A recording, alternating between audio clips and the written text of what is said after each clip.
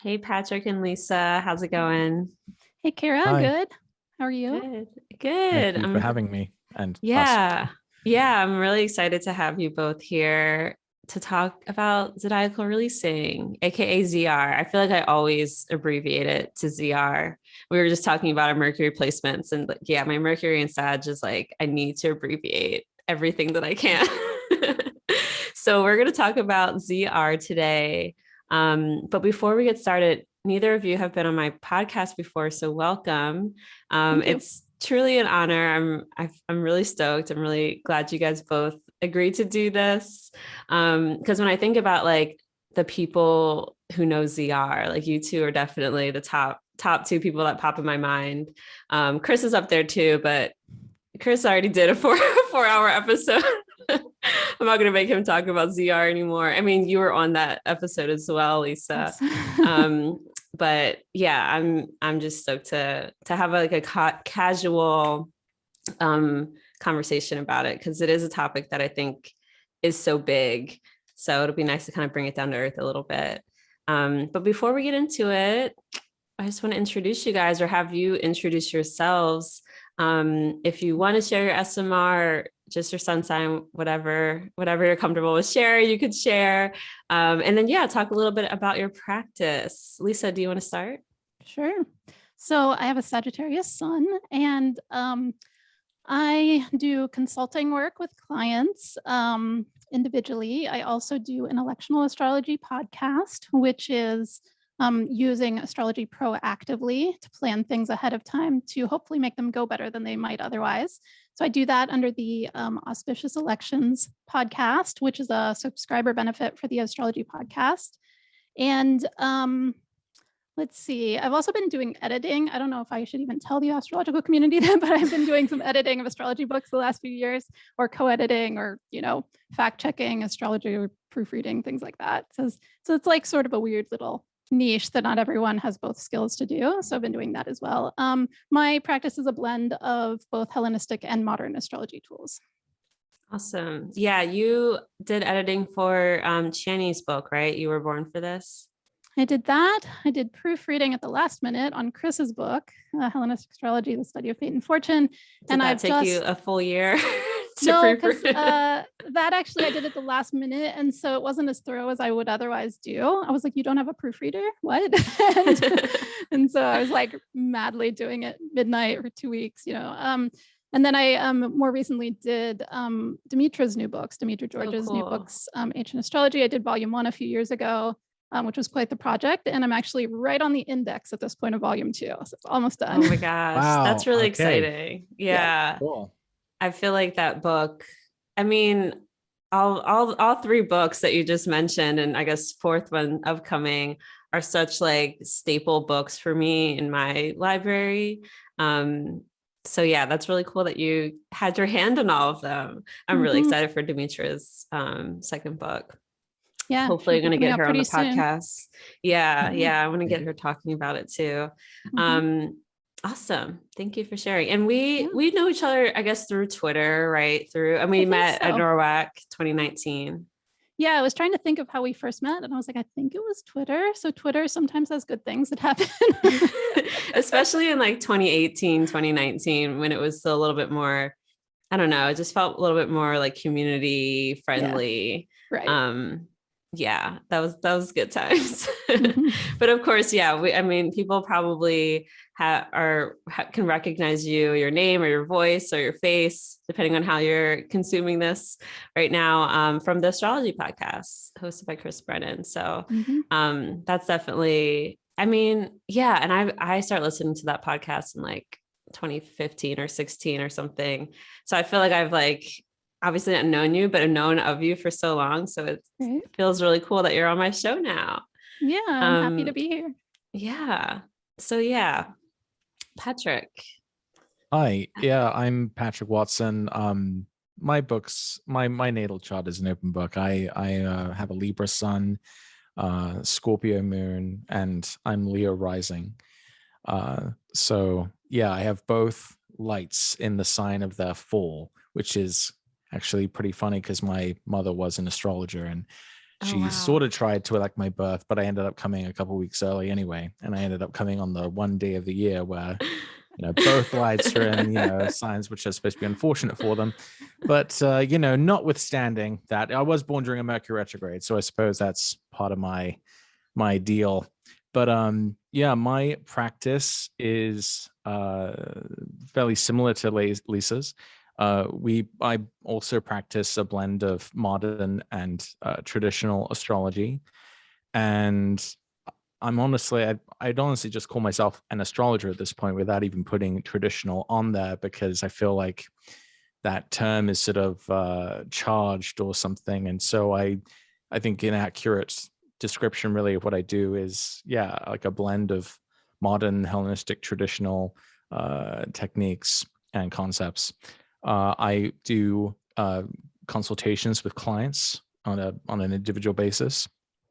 I also have an electional service where I'm picking good times for people to do things. I also do rectifications where I am helping people who don't know their birth time to figure out what their birth time might be by kind of reverse engineering their time. I also answer horary questions, and I also do one-on-one tutoring.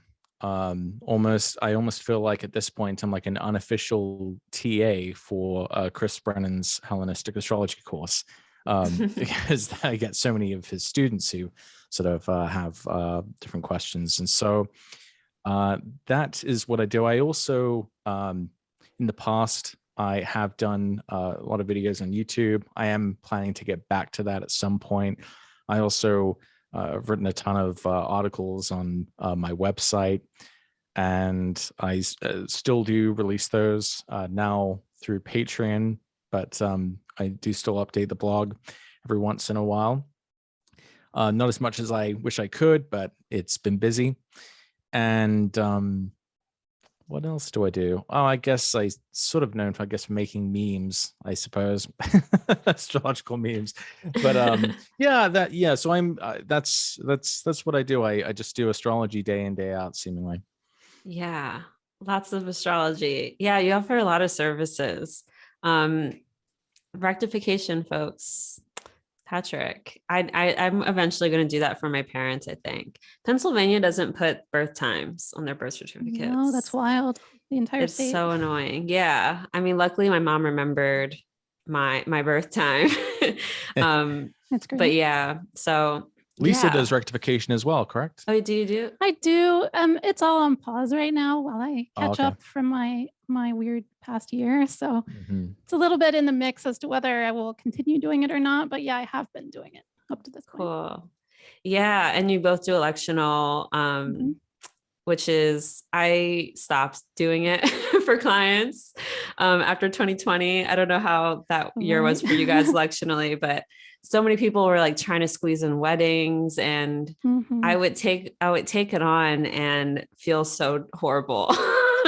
Just so stressful that I just stopped doing it. I recently elected a colleague, another astrologer's wedding which is upcoming for this year, but I just said yes to her, and I was like, don't tell anyone I'm doing this for you. How it was 2020 or 2021 was kind of hard too. How was that for you guys electionally, like weddings especially? Yeah, I mean, it was a little challenging. I feel like in 2019 and then into 2020, it was a bigger shift, in contrast, because 2019 was really great for elections in many ways with Jupiter and Sagittarius, its own sign. And then once I settled into 2020, I feel like the couple years that went forward after that point, I was just like, it's all the same. It's all this, so it didn't strike me as like hard because it was all kind of like that. That makes sense. Yeah. I did end up having to help people pick some different times than they had previously chosen because of interruptions. But it's interesting because I did have to tell a few clients back in 2019 that it looked like a lot of the year of 2020 wouldn't necessarily be good for their event. And so that ended up being kind of for sort of different reasons, but that ended up being kind of interesting advice in hindsight. Right? Wow. But yeah, I mean, you have to work with every individual case. Some people are, when they come to me, are usually planning out weddings and stuff like years in advance anyway. So I'm usually looking at dates at like in 2023, at this point. So yeah, that's a little bit about that. Yeah, I got a couple people trying to get a wedding in like the last 4 months of 2020, which was the Mars retrograde, square Saturn, like all of that. And I was just like, gee, like it was so stressful. But yeah, going forward, it's a little bit easier. I elected my future wedding date, which I'm not even dating anyone at this point. It's in 2024. So I'm like, fingers crossed, I meet someone soon. 7th house year come through. But yeah, anyway, yeah, let's get into it. Actually, before, you two have known each other for quite some time, right? Oh yeah. When did we first meet? Do you remember? Well, the first time I ever heard of you, Lisa, was when Chris asked me a horary back in 2008 if a relationship was going to begin, and the answer was yes. And the two significators perfected on the day of your first date. So that's when I first heard of you, but I didn't know that it was you. When we actually first met, maybe it was at a conference. I was wondering if it was the AFA. Conference? Yeah, maybe AFA. Yeah, maybe like early on, 2011. Yeah. But I think that's when we actually first sort of connected. And then 2008 was the first time I'd known of you in any abstract sense. You were a significator at one point. Right. Jupiter, if I remember. That's awesome. Yeah. The Sag was Jupiter. I love that. And yeah, I forgot to say, I had a reading with Patrick a couple months ago. I think it was like September or something, which was so great. And mainly wanted to like look at ZR and these kind of longer term timing, to be like, yeah, am I going to get married by 2024? No, but yeah, just I'm again stoked to be talking timing with both of you, because you've both been influential in my understanding of learning timing, and I just taught timing for 12 hours last weekend, so this feels very full circle. Saturn return, all the things. So yeah, let's get into it. Let's talk Zodiacal Releasing. So I kind of wanted to just start by talking about what is it, because I'm sure there's people listening right now who are like have no idea what those two words even mean. Does anyone have like a good sort of like summary of what Zodiacal Releasing is? Do you have one of the ready, Lisa? I would go with the book analogy, but yes, maybe exactly. I think we all do. No, it's a Hellenistic timing technique. It comes down from Vedic balance. And it's kind of a timing technique that divides your life up as though it's a book. So there are major chapters. One of the unique things about it, however, it's not just dividing your life up into single chapters, but there are sub-periods as well on at least 4 levels. And so that divides your life up into, say, chapters or paragraphs or sentences, that kind of thing. So it's a pretty unique thing. It's definitely the most unique timing technique that I've learned so far. It's similar to the Vimshatori Dasha system, yes. If you know that from Indian astrology. It's like the Western version of it, I guess. So it's a sequence of periods. Each chapter, the length of each chapter is based on the domicile lord of the sign that it corresponds to. So in order to calculate the length of those chapters, you have to know where you're starting from, where you're going to be releasing from, and it goes in order of the signs of the zodiac from whatever starting point you have, which is why it's called Zodiacal Releasing. These sequences are progressing through the signs of the zodiac, or releasing through the signs of the zodiac. It's kind of releasing the potential there of like whatever is to come about. That's a helpful way of putting it. The 2 major things that I always talk about that it can do is, one, that it kind of orients where you are in your narrative arc of in your life. It doesn't track everything in your life at once. So that's important to say from the outset. So you pick specific topics and you start with different lots. So You start with a lot of spirit, for instance, if you're looking at career or general life direction. Start with a lot of eros for relationships, love affairs, basically. And then for some people, I'll do releasing from the lot of fortune for health matters or things that befall you through no fault of your own. It's kind of a archaic way of saying it. One of the things it does is orients you into where it is, because it's a 3-part sequence and it's oriented around hard angles from the lot of fortune. So that's the middle of the sequence always. So if you take hard angles, all 4 hard angles from the lot of fortune, whichever sign yours is in, those are the so-called peak periods. And I think a lot of people get caught up, I want to say, as a sort of like dispelling myths thing, a lot of people get caught up in the peak periods as thinking those are the only good or important periods. And it's like, oh, I don't have a peak period for 30 years, and it's not the only good or important period. So it just orients you to the middle of the action. So those are the most active and important with regard to whatever you're doing. And often the most prominent, although not always. And then peak doesn't necessarily mean good, right? No, it does not. Yeah. That's number 2 in the list. Okay. No, and so that just tells you where's the middle of the narrative arc. And then you always then have this, and it'll be all of these the same modality of signs that are in that middle. And then that tells you which modality of signs comes just before those, which are the preparatory periods, and the ones that come after the peak periods, which are, I like to call follow-through periods. I think there's a few different terminologies going on around that, but and so it's kind of like slowly hiking up a mountain in the preparatory period, then being on the top for a while, and then slowly hiking up back down. But I don't want to emphasize the back down too much, because people do get caught up in it in a way that's not actually accurate to how it plays out. You may come back down towards the end of the 3rd part sequence, but not like right away. Got it.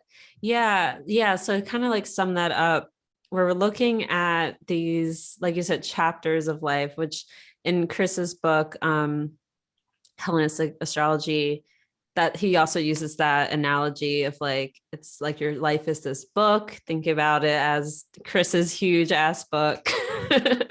And it's divided into chapters. And the first chapter, it depends on which lot you're really looking at. So you can look at your book maybe in the perspective of your relationships. You can look at it in the perspective of your career, prominence, and then also in the perspective of your body. And like Leisa said, things that befall you through no fault of your own, which is what fortune refers to. The lot of the moon. And so, yeah, we're looking at a chapter, or we're looking at a book of your life from one of those perspectives, or whatever other lot that you want to release from, because there's a lot for everything. And those chapters are going to be varying lengths depending on the sign. Basically, the chapter is going to, I don't know if I'm putting it the right way, but yeah, we're going to be varying lengths. Capricorn periods are 27 years, whereas Venus ruled periods, Libra or Taurus, are 8 years, for instance.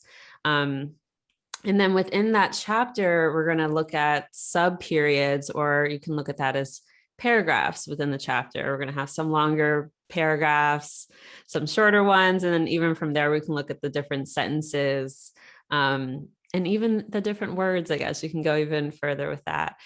So yeah, that's kind of the overview of that. And then within those periods, those chapters, some of those periods are going to be more prominent, which we'll call peak periods. And what Leisa was just saying, like, not all peak periods peak doesn't equal good necessarily. For some people, their peaks are great. For some, they're going to be a lot more difficult. And it really depends on the signs involved in the planets aspecting those signs, I guess you could say. So yeah, when we're talking peak periods, it always comes back down to the lot of fortune and the sign that fortune is in.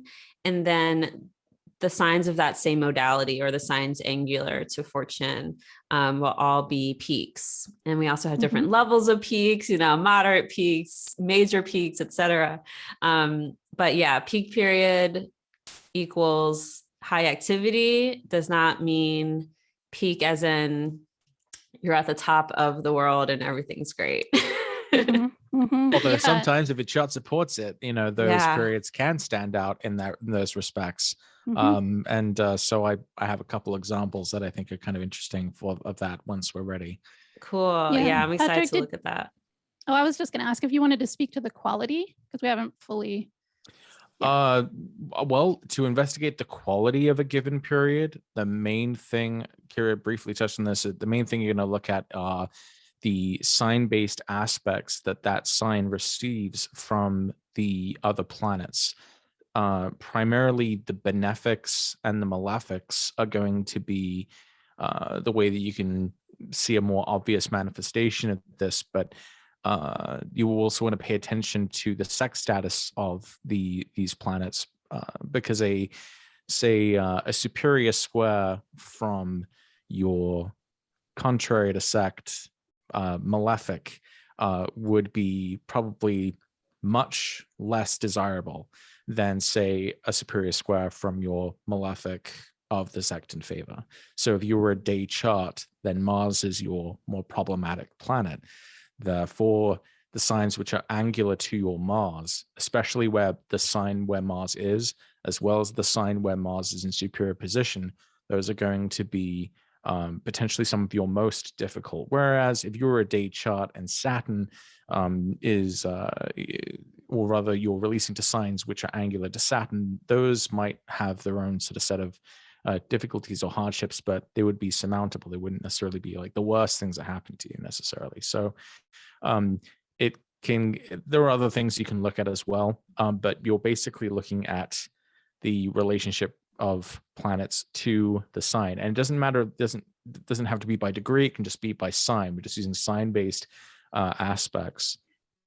It can get really complicated, and there's other things you can take into account. Obviously, if a sign, for example, if there are no planets aspecting a sign by sign, then you might pay more attention to the ruler in that instance. Although you could also potentially look at the ruler in other cases as well, but again, it gets really complicated. So it might help once we're able to look at a more concrete example, because we're talking in the abstract, and anyone who hasn't heard this already is probably going, okay, I need some help here. Yeah. And I'll just add that one, we will be showing some visuals with this. So if you want to, if you're listening to this and you feel like you're a more visual learner, hop onto our YouTube, because we'll be showing some visuals to explain this. And two, if you don't know about Sect, the difference between day and night charts, we have an episode, season 2, episode 1 with Jason Holly. We went deep into that. And if you're interested in learning about the lots, we have an episode in season 2, I think it's like episode 14 or something, with Jake and Mo about the lots too. So just wanted to plug those two in case you haven't heard those. It might be helpful for more context around this. But yeah, I do want to show folks what this looks like too on astro.com, because the visual is so helpful, and kind of talk through that a little bit. I'm actually going to pull up my chart, because I have a really good example of what Patrick was just explaining in regards to like the quality of the different periods, and how I entered life into a 30-year terrible period for love. And I'm finally out of it, but I have a really good example for that. So first of all, you're going to go to astro.com, sign in, or just do a guest profile, and then maneuver your way to horoscopes, drawings, and data section of astro.com, and then extended chart selection. I actually bookmark extended chart selection. It's just like on my bookmarks bar, because I go there all the time. So I would recommend that if I were you, if you're on here a lot. But basically, here's my chart. I didn't say, when you do the chart drawing, you're going to want to go to chart type, regular natal. Chart drawing style is Hellenistic. That's what you want to see, Zodiacal Releasing. And I think we can thank Chris Brennan for this, right? For getting astro.com to implement this. And so we just look at the chart, here's my chart. And then if you scroll down, you'll see these columns, these 4 columns, level 1, 2, 3, and 4. And you can choose what you're releasing from. This is so weird. That's not my, okay. I was like, that's not my chart. Those are not my lots. Okay. Yeah, I was gonna say something, but I didn't know. Okay, so here's my chart. So yeah, we have these 4 levels that we release from. So to kind of explain this, level 1 is sort of those chapters we were talking about in the book, those larger chapters. And to not go too much into how they're broken down, it's basically years, months, weeks, and days, right? Yeah. And level 1's anywhere from 8 to 30 years, depending on the sign period. And then the level 2s are 1/12 of the level 1 periods. The level 3s are 1/12 of the level 2 periods, and so on down. Yeah. And yeah, what was I about to say? Oh yeah. And like you said, we're basing the time on planetary periods. So each planet is associated with a number of years. Mm-hmm. And so yeah, for the moon, it's 25. For the sun, it's 19, right? 20, 19. Sun is 19, Mercury 19. is 20, Venus is 8, Mars is 15, Jupiter is 12. Saturn is a little strange, and there are some things about that don't make a lot of sense. But if you read the original Valence text, he addresses it.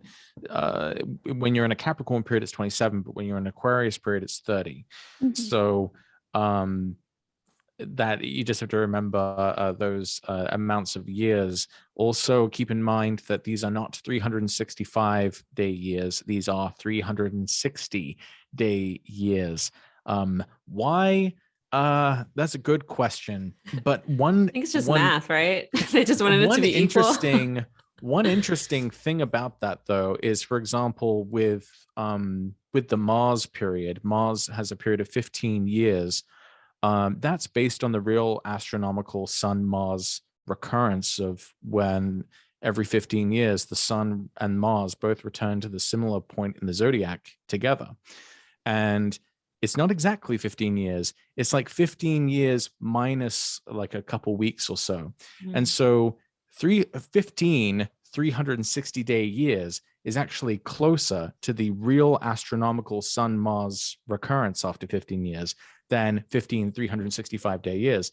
So don't completely discount the use of 360-day years. That there is something strange about that. I'm not sure if there actually is like a real explanation of that given somewhere, but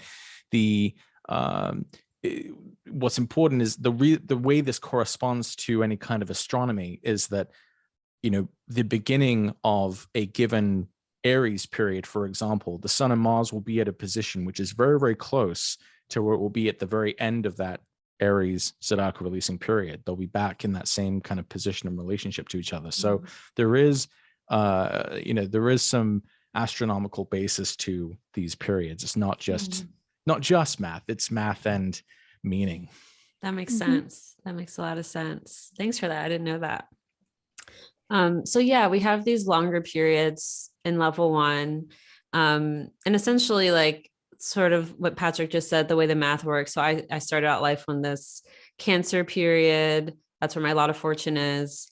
And Cancer periods are 25 years. So we do 25 times 360 days. And that we end up here July 9th, after, 25 and so years after I was born.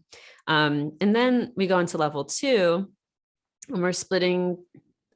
How does it go? There's like 30-day months, right? 30-day months. Exactly. Yeah.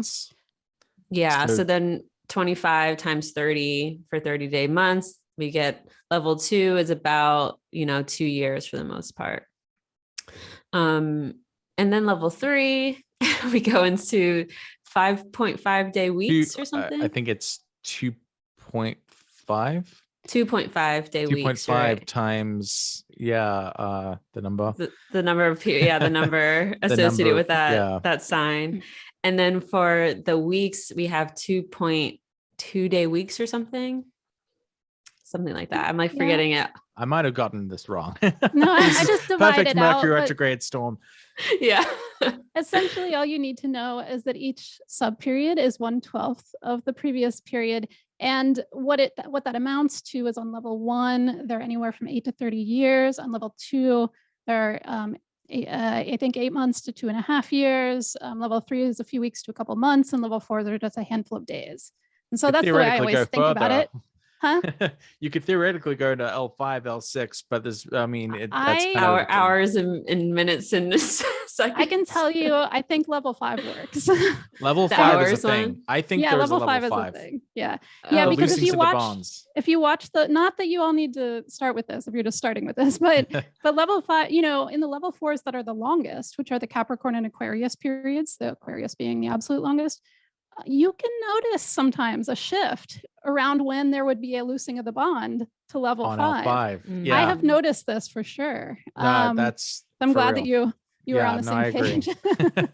Not that you need to worry about you taught about like smaller sub periods at one of the Norwax, right? Is that something you mentioned? No, I may have said in passing at least 4 levels. That's usually how I word it. Okay. I actually think there's at least 5, but we're not going to go into Okay. Wow. Yeah. That don't get me started, because now I'm going to start looking at that. So yeah, that's basically how the levels are organized, divided. Yeah, organized. And they're Mercury all, and Sag. all the level 2s, 3s, and 4s, they're all nested inside of each other. So I often like to use the analogy of like the Russian nesting dolls, where they're all, the level 1 is the base, but then the level 2 is inside that, and then the level 3 is inside that. So even though you see it visually here, like side by side, everything that's represented from level 2, 3, and 4, those are all inside that first level 1 in Cancer, or whichever one you're highlighting at the moment. Exactly. Yeah. So I just kind of, if you're watching, I have my ZR up from releasing from Fortune, and this is what I'm at currently. So I'm in this level 2. Well, we can kind of explain it by looking at my lot of Fortune, which is in Cancer. It's in late Cancer. And so all of my cardinal periods are going to be peak periods because of Fortune, and that's releasing from any lot. That's something that's like, I think can be hard to grasp, but sometimes if I'm releasing from Spirit or Eros or any other lot, I'm still looking at signs angular to Fortune. So signs that are of the same modality as the sign of the part of Fortune. Does either of you want to kind of explain why? I kind of teach it as like, it's the lot of the moon, and the moon can make things manifest in the physical reality. But yeah, do you guys have any like explanations around why it's a lot of Fortune we release, or we start from? Yeah. Well, do you mean for the peak periods? For the peak periods, yeah. Yeah. I mean, what this technique does, which I love about it, it's one of the bunch of things I love about it, is this shows the intersection of what you're trying for and circumstance. That's what literally this is showing. And so what you're trying for is like the lot of Spirit for career or things you're trying to do with your life. The lot of Eros, it's like relationships, love interests you're trying for. But the lot of Fortune is the circumstance piece. And so that's what we're mapping, literally, which I love literal astrology. So the starting point is, what is this about? And the intersections of the lot of Fortune are chance that either help or hinder what you're trying for. And you can see that when you look at some grounded, examples, or in real time when you're watching your own. It's really acts of chance that intersect with what you're trying to do that make or break kind of like what you're doing for, which makes sense on a, just common sense level too, right? Like you want to make movies, but like you don't know anyone in the film business. Like, are you going to have that chance break, or are you not going to? Or is someone going to cut off what you were trying to do and they get the chance break, and that like turns your next 5 or 10 years in a different direction? It's that kind of thing that we're looking at. And that's why it's the intersection with a lot of Fortune. Got it. The reason I find why Fortune means what it does, or I guess the philosophical basis of the meaning of the lot of Fortune, is circumstance, is that its calculation derives from the light that is of the sect in favor and is being directed to the light that is contrary to sect. Presuming you have a day chart, the sun is associated with light, which is like spirituality, soul of the mind, things which are mental, and it's being projected to the contrary to sect light, which is the moon, which is the light associated with the darkness and material matters. And so you have the sun, which is like soul and mind and immaterial things, versus the moon, which is more material and carnal and physical. And so the movement, the distance from soul and mind towards the moon of body and physicality represents things going from that state of kind of ideal states towards imperfect physical incarnations and the sort of chance-like nature of things being brought down from spirit into matter. So that characteristic distance between the sun to the moon in your chart, if you're in a day chart, is going to that point projected from the ascendant is why that particular degree of your lot of fortune, that's why it represents chance and physical circumstances. And that's why it's given that nickname you refer to, Kirah, the lot of the moon. Now, of course, this scheme is reversed when you're a night chart, in which case the each of the lights are kind of exchanging roles, because now the moon is the light of the sect in favor, and the sun is the light contrary to sect, but it still retains that original meaning of going from kind of what's ideal or expected in that state and going towards that contrary state and that unknown or undefined or chance, like nature says, pretty abstract, but that's kind of my understanding, at least, of like, why does fortune mean what it does? And I think one other myth correction I'd like to make is that fortune does not mean good fortune necessarily. Right. It's like the wheel of fortune. It's right? any fortune. Yeah. Yeah. The word fortune itself is just so associated with like money and wealth and we associate that with, greatness. So it is hard to sort of remove that. And I always come back to like fate and fortune, just that phrase in and of itself. It's the fate part really kind of like hammers down that it's not always good fortune. Of course, the grand irony is that Zodiacal Releasing would seem to indicate or suggest that even chance itself is fated. Even randomness has an order. Yeah. Which, isn't completely far off from like chaos theory and, what's his name, Feynman's ideas about how chaotic systems are occasionally come into order. Anyway, bit of a tangent. No, I love the tangent. Yeah. It's just reminding me of like how the sixth house is the house of bad fortune. We have both good fortune and bad fortune. We have the Venus and the Mars. So when we're talking about peak periods, it's always the signs that are angular to, or, the same modality as fortune. Let me pull this back up. And those are our peaks. And again, we can look at my chart to see.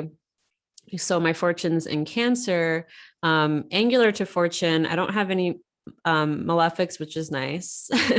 And I do have my benefic out of sect. My Venus in Libra is angular to fortune. And something that Patrick brought up during our reading was the fact that I have the ruler of fortune angular to fortune. My moon is also a pretty important part of this, important part of things becoming manifest, I think is the kind of how you put it. Or at least it helps a lot. That's an eminence factor. Okay. It's there's a few conditions for so-called eminence in one's chart, and so some of those involve having the ruler of fortune or the ruler of spirit in the 10th sign from fortune, or in each other's signs, or in signs of their domicile or exaltation. So you have that eminence factor, which would indicate that when you reach Aries periods, you would be able to activate that eminence. And we would probably say fortunately so, since Venus is opposing. Yeah. And I'm in one right now. I'm in a level 2 peak. That's 10 from fortune. This is releasing from spirit now, right? Yeah, this is releasing from spirit. And it's great. And yeah, I just wanted to point out that like, my peak periods are these cardinal periods, but my prep periods, for me, I experience them as even better a lot of the time than my peak periods, because my prep periods are mutable periods. And look who's in mutable sign, my benefic of Sect, Jupiter. So I do tend to really enjoy my prep periods. Peak periods tend to be pretty good too. But I definitely feel, I don't know, I just experience them as a little bit better. I think the prep periods. And then we get into my, I call them closing periods. What did you call them, Leisa? Follow through periods. Follow through. Because they follow through from the peak periods of whatever you did or decided. I like that. I was trying to figure out how to, like, what term to use. But I like that one. What do you call them, Patrick? Continuation, completion. I've kind of danced around, not completion, but I've kind of used different terms. Sometimes I just refer to it as a succeedent period. But yeah, follow through is probably a better shorthand. Yeah, I like that. I like that a lot.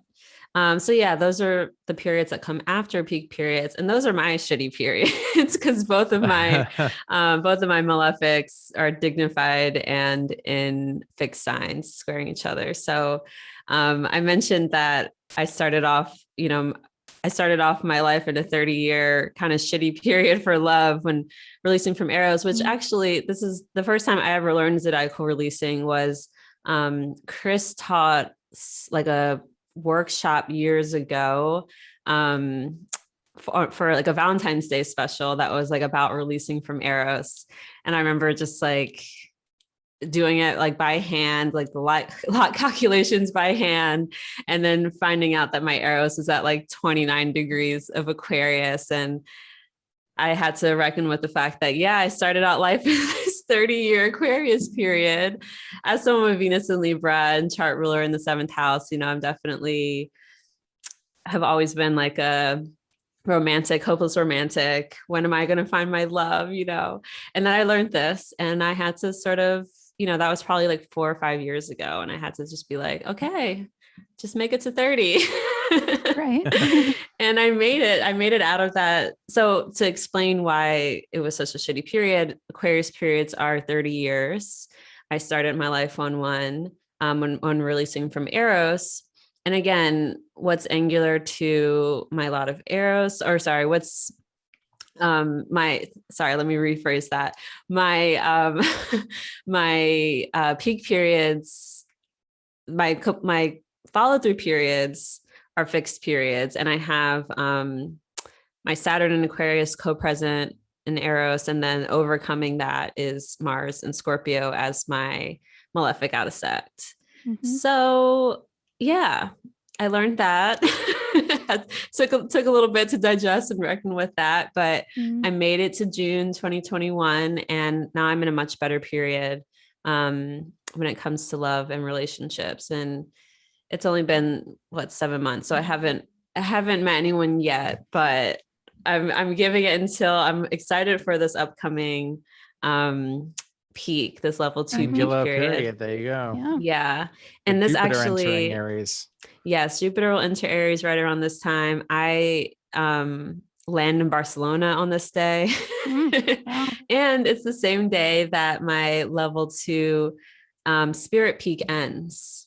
So it's literally like I get to chill off of work for a little bit and focus on finding a husband.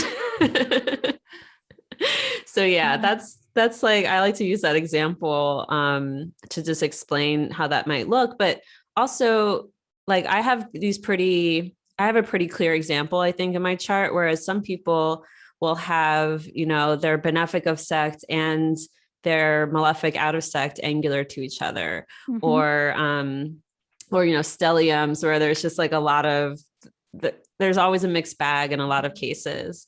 And so we'll definitely look at some examples. Okay. We'll look at some examples to illustrate that. But like we mentioned earlier, like not all peak periods are great. And some of them are a mixed bag, and some of them can be pretty bad for some people. Yeah. Oh, and I think before we go into examples, we should talk about loosening of the bonds. Is it loosing or loosening? You can kind of say it either way, but loosening the bonds, I think usually. Yeah. I just realized that when I was like kind of like brushing up on stuff for teaching last week, and I was like, this whole time I've been saying loosening and it's loosing. Yeah, it's all right. I think either goes. Yeah. Mercury and Sag. Yeah. I always blame it on that. I think one of the things that's important to note, just like as you showed your example, is it's a really good example of that everyone's going to have their malefics and benefics in different places in the timeline. And like you were just saying, some of them can be like mixed, good and problematic, because those are both in the same quadruplicities. But so everyone's going to start with a different one and end with a different one. And so it can go from like best to like mediocre to bad, or it can go the reverse, or it can, be like everything good at the end and like hardest in the middle and a little hard in the beginning. So everyone has a different mix of those timelines, which I think is another fascinating thing about this technique. And the other piece of that I think is really interesting, that everyone has a unique place in, is different people start their lives in different places of that 3-part sequence. So you were pointing out, for instance, that you started in your follow-through period for releasing from Eros, right? And so what that means, even though that doesn't sound great, especially since it's angular to both your malefics, is that after your first 30 years, you get a whole new start, right? Yeah. And everything is better than that going forward. Yeah. And so there's always something good to be said about whatever, sequence combination you have. And I did start out life on a peak period from Spirit too. And I was a little golden child for the first 8 years of my life. So. Yeah. When you hear the phrase "people peaked in high school," sometimes that's literal. Yeah. I had the same peak as Justin Bieber. I think we have the same spirit and fortune or something like that. But yeah, I mean, I didn't become famous like Justin Bieber, but similar thing. Yeah. What were you gonna say, Patrick?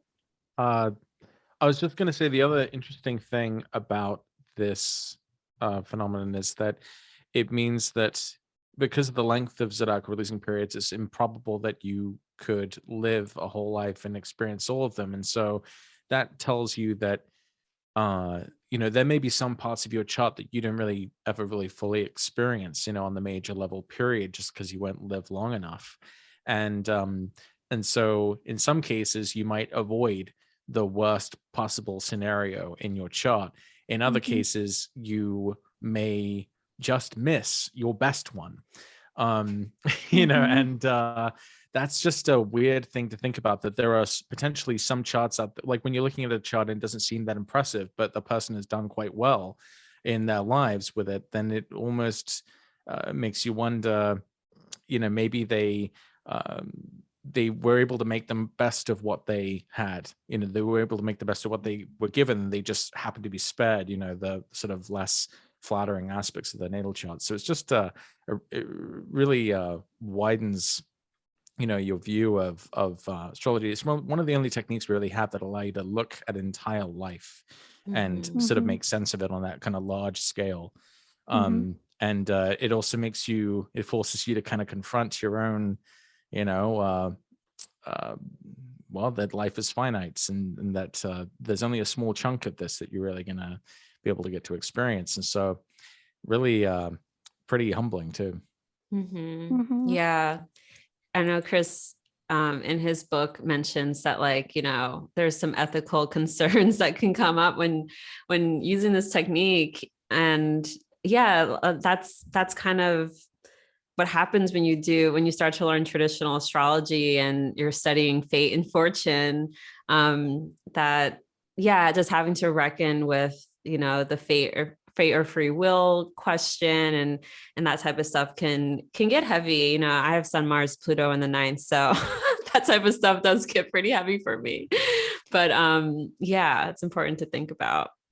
Yeah, it gave me a huge philosophical crisis when I first learned it, which was like in 2008. And I at first didn't actually want to know it. I was like, why did you show me this? I don't need to know that. Like, which is funny now because now I like do lectures on it. But it took a bit of rearranging in my head, like how life works. And I think astrology does that a bit overall, but like this really does, because it sort of pushes it even further into like, if this much is predetermined and you can see that right on the page before, decades ahead, then what are we doing here? And it just forces a lot of philosophical rethinking, I think. For me, I think I landed in a better place after a bit, and you can still sort of understand taking actions in your own life, without feeling like, well, it's, nothing matters because it's all predetermined. That's not where I don't think you're supposed to go with this, because, the lots that you're releasing from, particularly a lot of spirit and eros, they are involving your volition. They're involving things you yourself are trying for. So even if, you are predetermined to want those things and to try to pursue those things, you still enact them. And it is still a part of what you genuinely want. So, I don't think it's not all fortune. It is mapping truly the intersection, even if your desires are potentially also predetermined. I think the experience of living through them matters. I think that's like one key piece that a lot of people get hung up on when they first learn Zodiacal Releasing, at least philosophically, is, oh my God, everything's so predetermined. I don't want to know that, and it's like, no, it still matters that you live those experiences. It's not just that, they're on the page already in terms of like the calendar. And so it doesn't matter. Like, no, you have to go through those. So that makes a lot of sense. That's really helpful, I think, for folks to hear.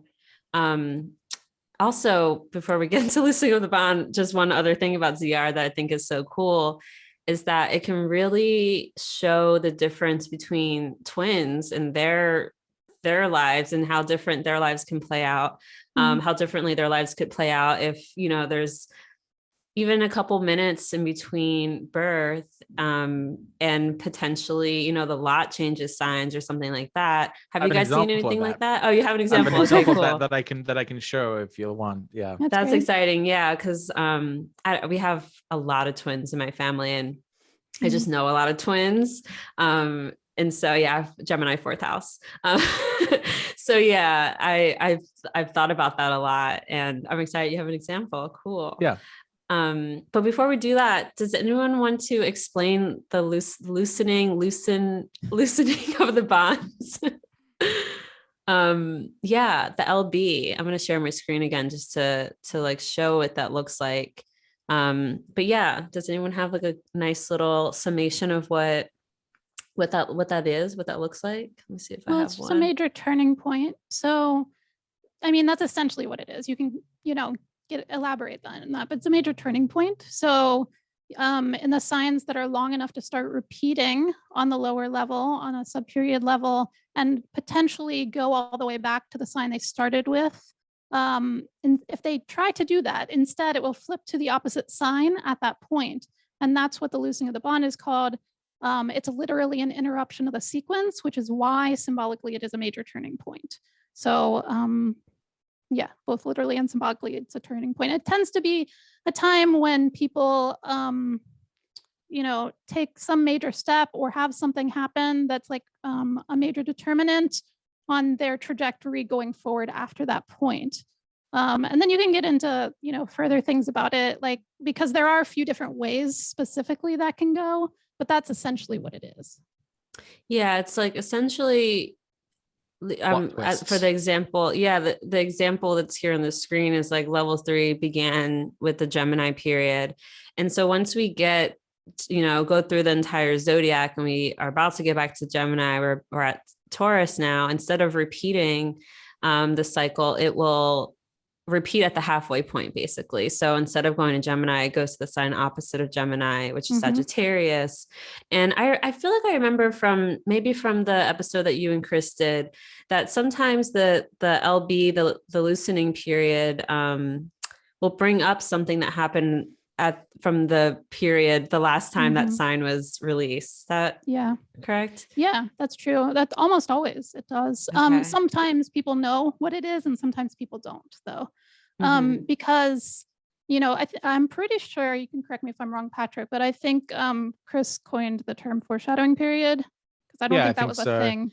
Yeah. Yeah, no, I mean, it's not in valence or anything. Yeah, No. but the first time you encounter the sign that eventually there will be a loosing of the bond to, there is often a topic which is introduced, or you try to do something which may not come to fruition, but it may be when a process is sort of started or hinted at, that ultimately comes to bear full fruit, once you get to the Sagittarius, the loosing of the bond. In this case, it would be, in January 20th, 2025 through February 19th, 2025, would be the foreshadowing of what occurs October 7th, 2025 to November 6th, 2025. And I would even say that anytime you have a sign which repeats, you can see repetitions of or strange, bizarro versions of what happened previously. Sometimes they can be mirror images. Sometimes they can be literal reversals of what happened before. In other cases, they can be magnifications of what came before. So maybe you, so maybe on the foreshadowing period, someone might write a book, but then at the loosing of the bond is when that book is made into a movie. It would be like the kind of evolution of that same sort of idea, where it changes forms or becomes magnified in some respect. So it allows you to be able to make connections across time, and that's a really good way to be able to use this technique more predictively. Is once you understand what a given sequence seems to be referring to, then you can start to make some estimations as to what the eventual result will be. Yeah, especially if you talk to someone like pretty soonish after their foreshadowing period, because they remember, if it was more recent, they remember what they were thinking about or doing. Because one of the tricky things about it is the foreshadowing period is fairly often not in all cases, but fairly often something that someone starts to do something and then it doesn't come to fruition at that point. They either put it on the back burner for some reason, or something interrupts them, or whatever. They change their mind. In that case, that does usually come to fruition in some form at the loosing of the bond. But of course, it's hard to remember things that didn't happen, right? That you only started to think about or do. And so, much easier to think about things that actually did happen. So the further you get away from that, it depends on different people's memories as to, like how vivid that is. Like, oh, I was thinking about doing this thing. So in some cases, it's that. It's like they start something, it stops, and then it comes to fruition later at the loosing of the bond. In other cases, it's like you were saying, Patrick, you do actually do something during the foreshadowing period. It's pretty much just that. And in that case, that's usually brought up to the next level. It's kind of ramped up at the loosing of the bond. And then occasionally I see reversals from the foreshadowing to the loosing of the bond. I personally see that less often than the first two, but I do occasionally see it. I would also say that it would probably depend on at least somewhat on like the general nature of the loosing, according to whether it's happening from a light ruled sign happening to a Saturn ruled sign, or I think the reversals might be more associated with the mutable loosings, which Mercury can the mutable signs in general can be more squishy or something like that.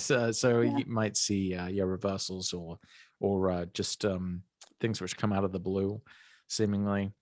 I want to throw in a fourth, which I only see once in a while, which is people still keep going on their trajectory, but there's a temporary interruption.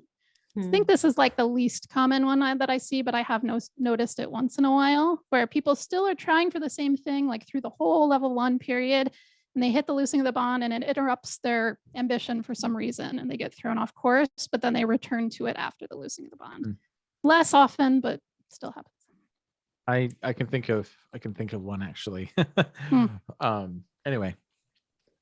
Well, I do want to look at examples. I do have like two kind of questions for you guys before we get into that, that just are on top of my brain.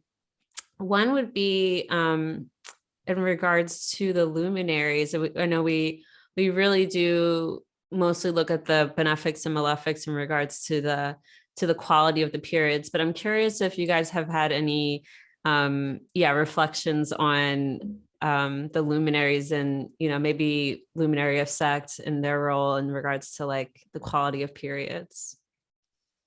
I don't know that I've necessarily been able to pinpoint a specific quality that it gives it. However, I guess I have seen times when people enter, say, a period where the sun and moon are present, and that might be a time when there is a lot of ambition for glory, which we might think of as the sun, or a time when it's the moon, we might think of, oh, this is a time when people are appealing to the masses in some respect or have a following of some sort. So there is a kind of more of a public dimension potentially to the luminary, especially if they're of the sect in favor.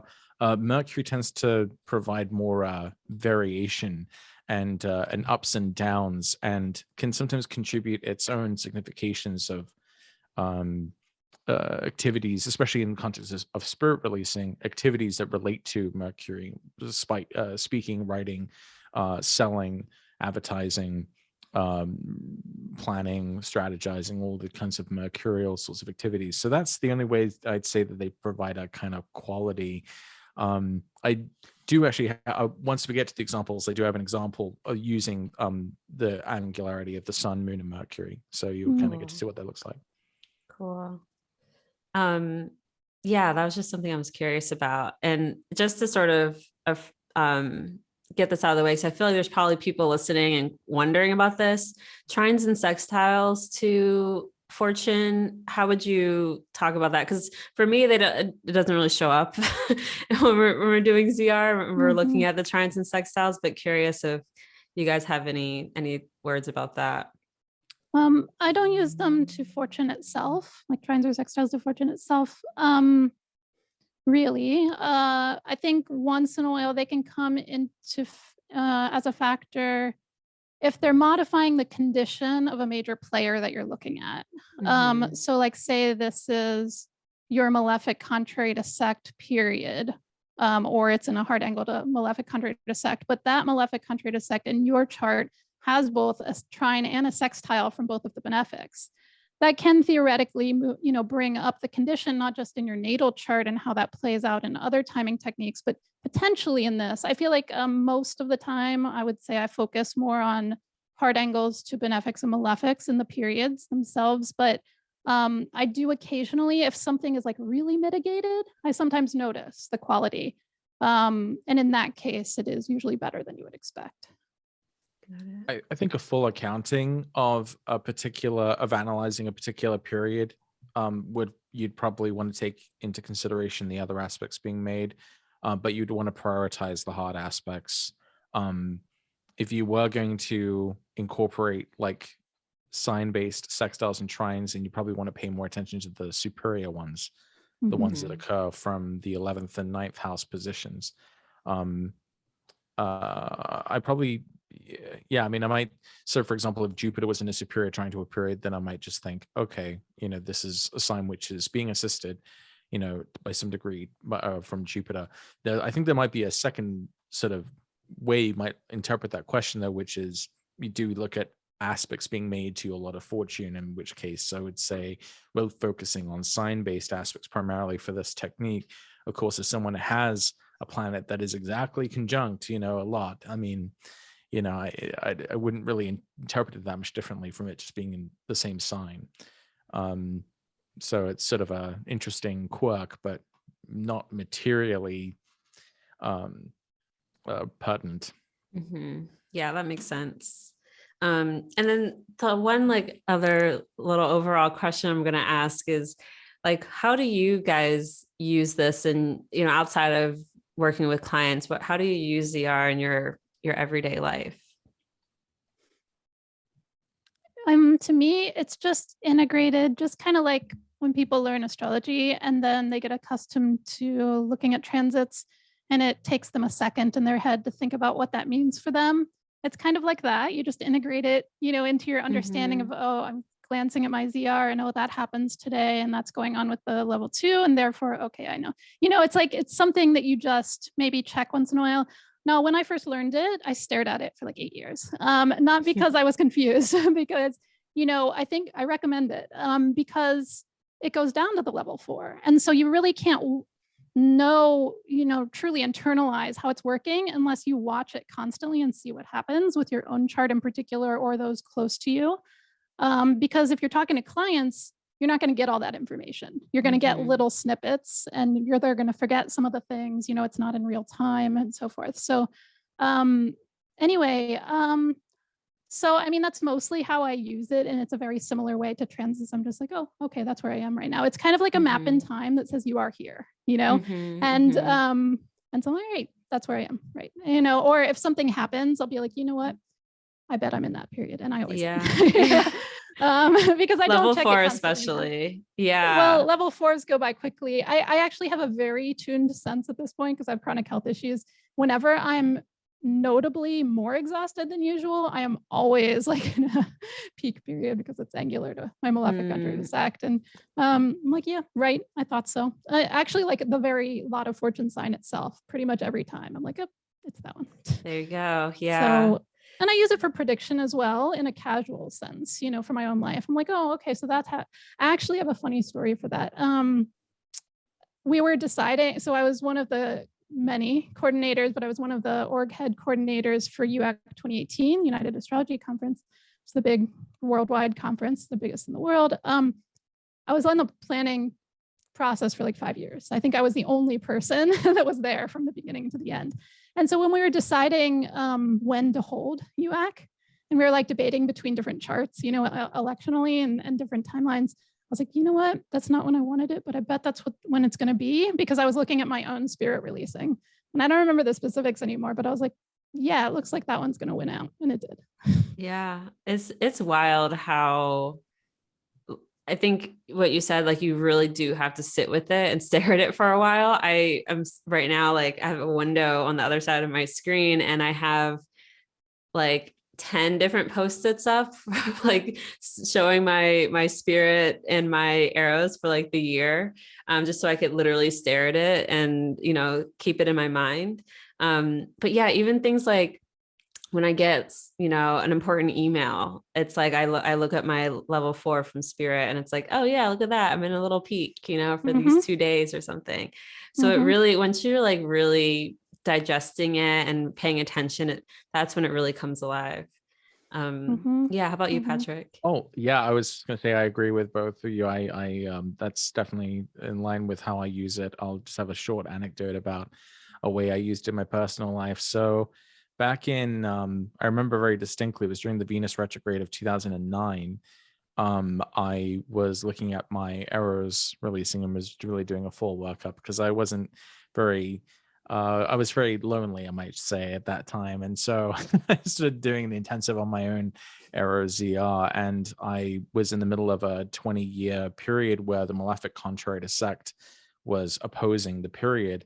And so, love life had not gone well, up to that point. I was in my early 20s at that point. And, but I identified that I would be reaching the peak period, the 10th sign from fortune on the sublevel within that bad overall period.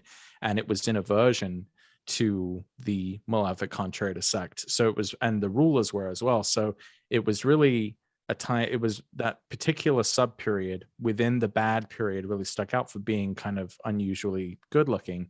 And it went exact, or rather it started on some date in April of 2012. And so I forgot about this. This is, 4 years later. And in April 2012, I joined this. I was asked to be the accompanist for this like pop choir thing that started. And so I went there and it was like full of ladies and I was still single at the time. And I was thinking like, well, it'd be really weird if I met someone here. And I completely forgot that I was, I just entered like my, biggest fortune 10th period, but that's where I met my current wife. Was through the rehearsals for this choir, which it was almost down to the day, Wow. that we met. And I had looked at that before and I was like, oh my gosh, I really, totally called that, basically to the, the very week, that this came about. So Wow. Pretty huge. So it was interesting that, it's interesting too, because that particular sub period within the overall desert of a bad time, was that was what seemed to highlight the fact that that was a particular time in which it would be very, very different from the surrounding context. And right after that was kind of the loosening of the bond, where I basically had to make some hard decisions about if we were going to stay together or not. And so that was actually my example of an interruption that didn't completely end things, because we were able to make it past that. But yeah, that's so now I'm in a new period, which is much better, and we're happily together still. So with babies and everything. Right. So so it's wild, using it in your own personal life when you notice certain sign, the activation of certain signs or activation of certain sequences in your life. That's when it starts getting really eerie, because the same thing starts happening.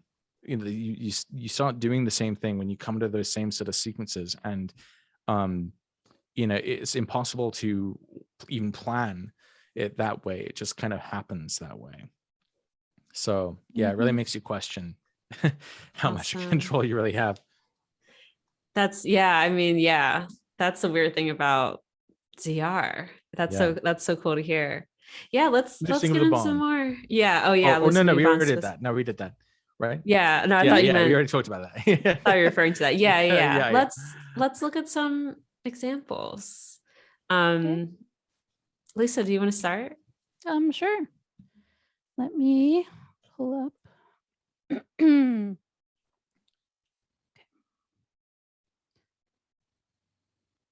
If I for some reason disappear, there's guys running around doing some stuff outside, and I'm very afraid they're going to turn off the internet, but hopefully not.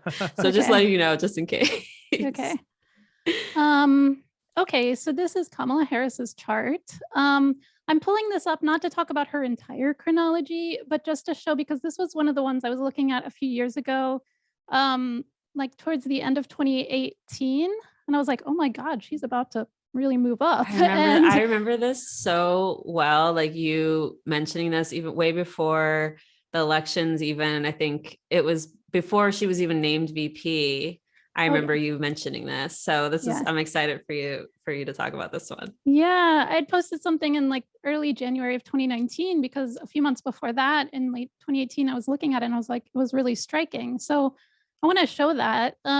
So basically, we're going to do releasing from spirit with her chart. Let me move this over. So her lot of spirit is Sagittarius. This is actually one of those where the lot of spirit and the lot of fortune are in the same sign, because she has her moon and sun opposed. So in that case, when you do Zodiacal Releasing, this is important to know if anyone listening is in this situation, you move the lot of spirit for releasing purposes only to the next sign. When I first learned this, it sounded incredibly arbitrary to me, but it works. So anyway, so looking at her lot of fortune, it's in Sagittarius. Looking at the benefics and malefics, she has just one of those 4 planets in a hard angle to that sign, which is Venus. She has a night chart, so Venus is her best benefic. It's the benefic of the sect, and it's in 10 signs from the lot of fortune. That's very auspicious. Not just to have the benefic of sect in any sort of hard angle to your lot of fortune, but particularly in the 10th sign from fortune. So basically, because the most peak periods that you'll hit when you're doing Zodiac Releasing are hard angles from the lot of fortune itself and 10 signs from the lot of fortune, even though the other 2 are important as well and are genuinely peak periods, but those 2 are the most peak periods. So when you look at her spirit releasing, and if you're wondering about the layout, this is from Solar Fire. So if you look at her spirit releasing, it starts with Capricorn here for 27 years. And so she was born into a follow-through period. Then she's entered a whole new 3-part sequence in June 1991. Now she's one of those people who there was actually more of a continuation in some regards anyway. There wasn't a major rift between what she was doing during that first period of her life, even though it was a follow-through period, and the whole new 3-part sequence, which there is sometimes for some people. There was to some degree, I would say, because when she came from activist parents and she ended up being a prosecutor. And so that is a rift in some sense, but it wasn't like night and day in terms of the realm of what she was working with. Anyway, so we go here. I think it was like at the end of, here, let me pull up my notes real quick. So in 82, she started college at Howard University, and that was her loosing of the bond here. So you can say that's like a really important turning point for her in terms of what comes forward from that, which I would imagine it would be. She does that. Then in 86, she graduates Howard and begins law school that fall. Now that's interesting because, and I'm just going to point out these few little bits and then go to the main thing I was looking at, because that was actually her Virgo level 2. And Virgo is 10th from fortune for her. It is her best period. So then she gets into law school, which is great. And then she, let's see, she graduates that. She becomes a deputy district attorney from 1990 to 1998. So that starts her whole new level 1. Now, when you start a whole new level 1 and you're already in that kind of position, you're just going up from there. And so that's interesting because many people, when they start their whole new level 1, they're just really starting things, but that's already starting at a decent position. So for instance, in it was November 12th, 2008, that she announced that she would run for California Attorney General. I'm skipping forward a little bit just for time's sake. So that's here. That's her loosing of the bond here. It was just the first period. This is something to know if you're watching your own. It's really interesting to watch the very beginning, the first sub period on level 3 of the new level 2. It will often tell you what's happening going forward, or at least give you some clues. So she announced during this period, actually during that little loosing of the bond on level 4, then she won her primary race in June 8, 2010, which was here. Virgo, her best sign, 10th from fortune, right? So you can see these, little things, even though we're not going to go through all of them, where those signs should stand out, when you're watching your own or someone else's, sign of fortune, 10 signs from the level of fortune, and the sign of benefic of sect in particular as the best ones. Now, if those happen to coincide as they do here, all the better. It just really gives you a lot of good luck in terms of what you're trying for. So what I was noticing closer to her running for president here was that, she was getting all the way to the end of this whole level 1. And this level 1 was a preparatory period for her because Pisces comes up late 2020. That's 4th from fortune. There's a lot of fortune in Sagittarius. So that's her peak period on level 1. Doesn't really matter that it's just 4th from fortune, because if you hit a level 1 angle from fortune and on any sign, that's going to be a peak for you, because the level 1 is the big picture of your life. And so I was thinking, oh, she's about to hit Pisces here for a year, from summer of 2019 to summer of 2020, and that's just leading her into this. I mean, there is technically a few months of this one, but it's leading her into this whole new level 1. I was like, I think, so it was a pretty easy call to make, that she was not that she would necessarily get the specific position that she got, but that she would be heading upward from what she was already. I think I missed the senatorial race here.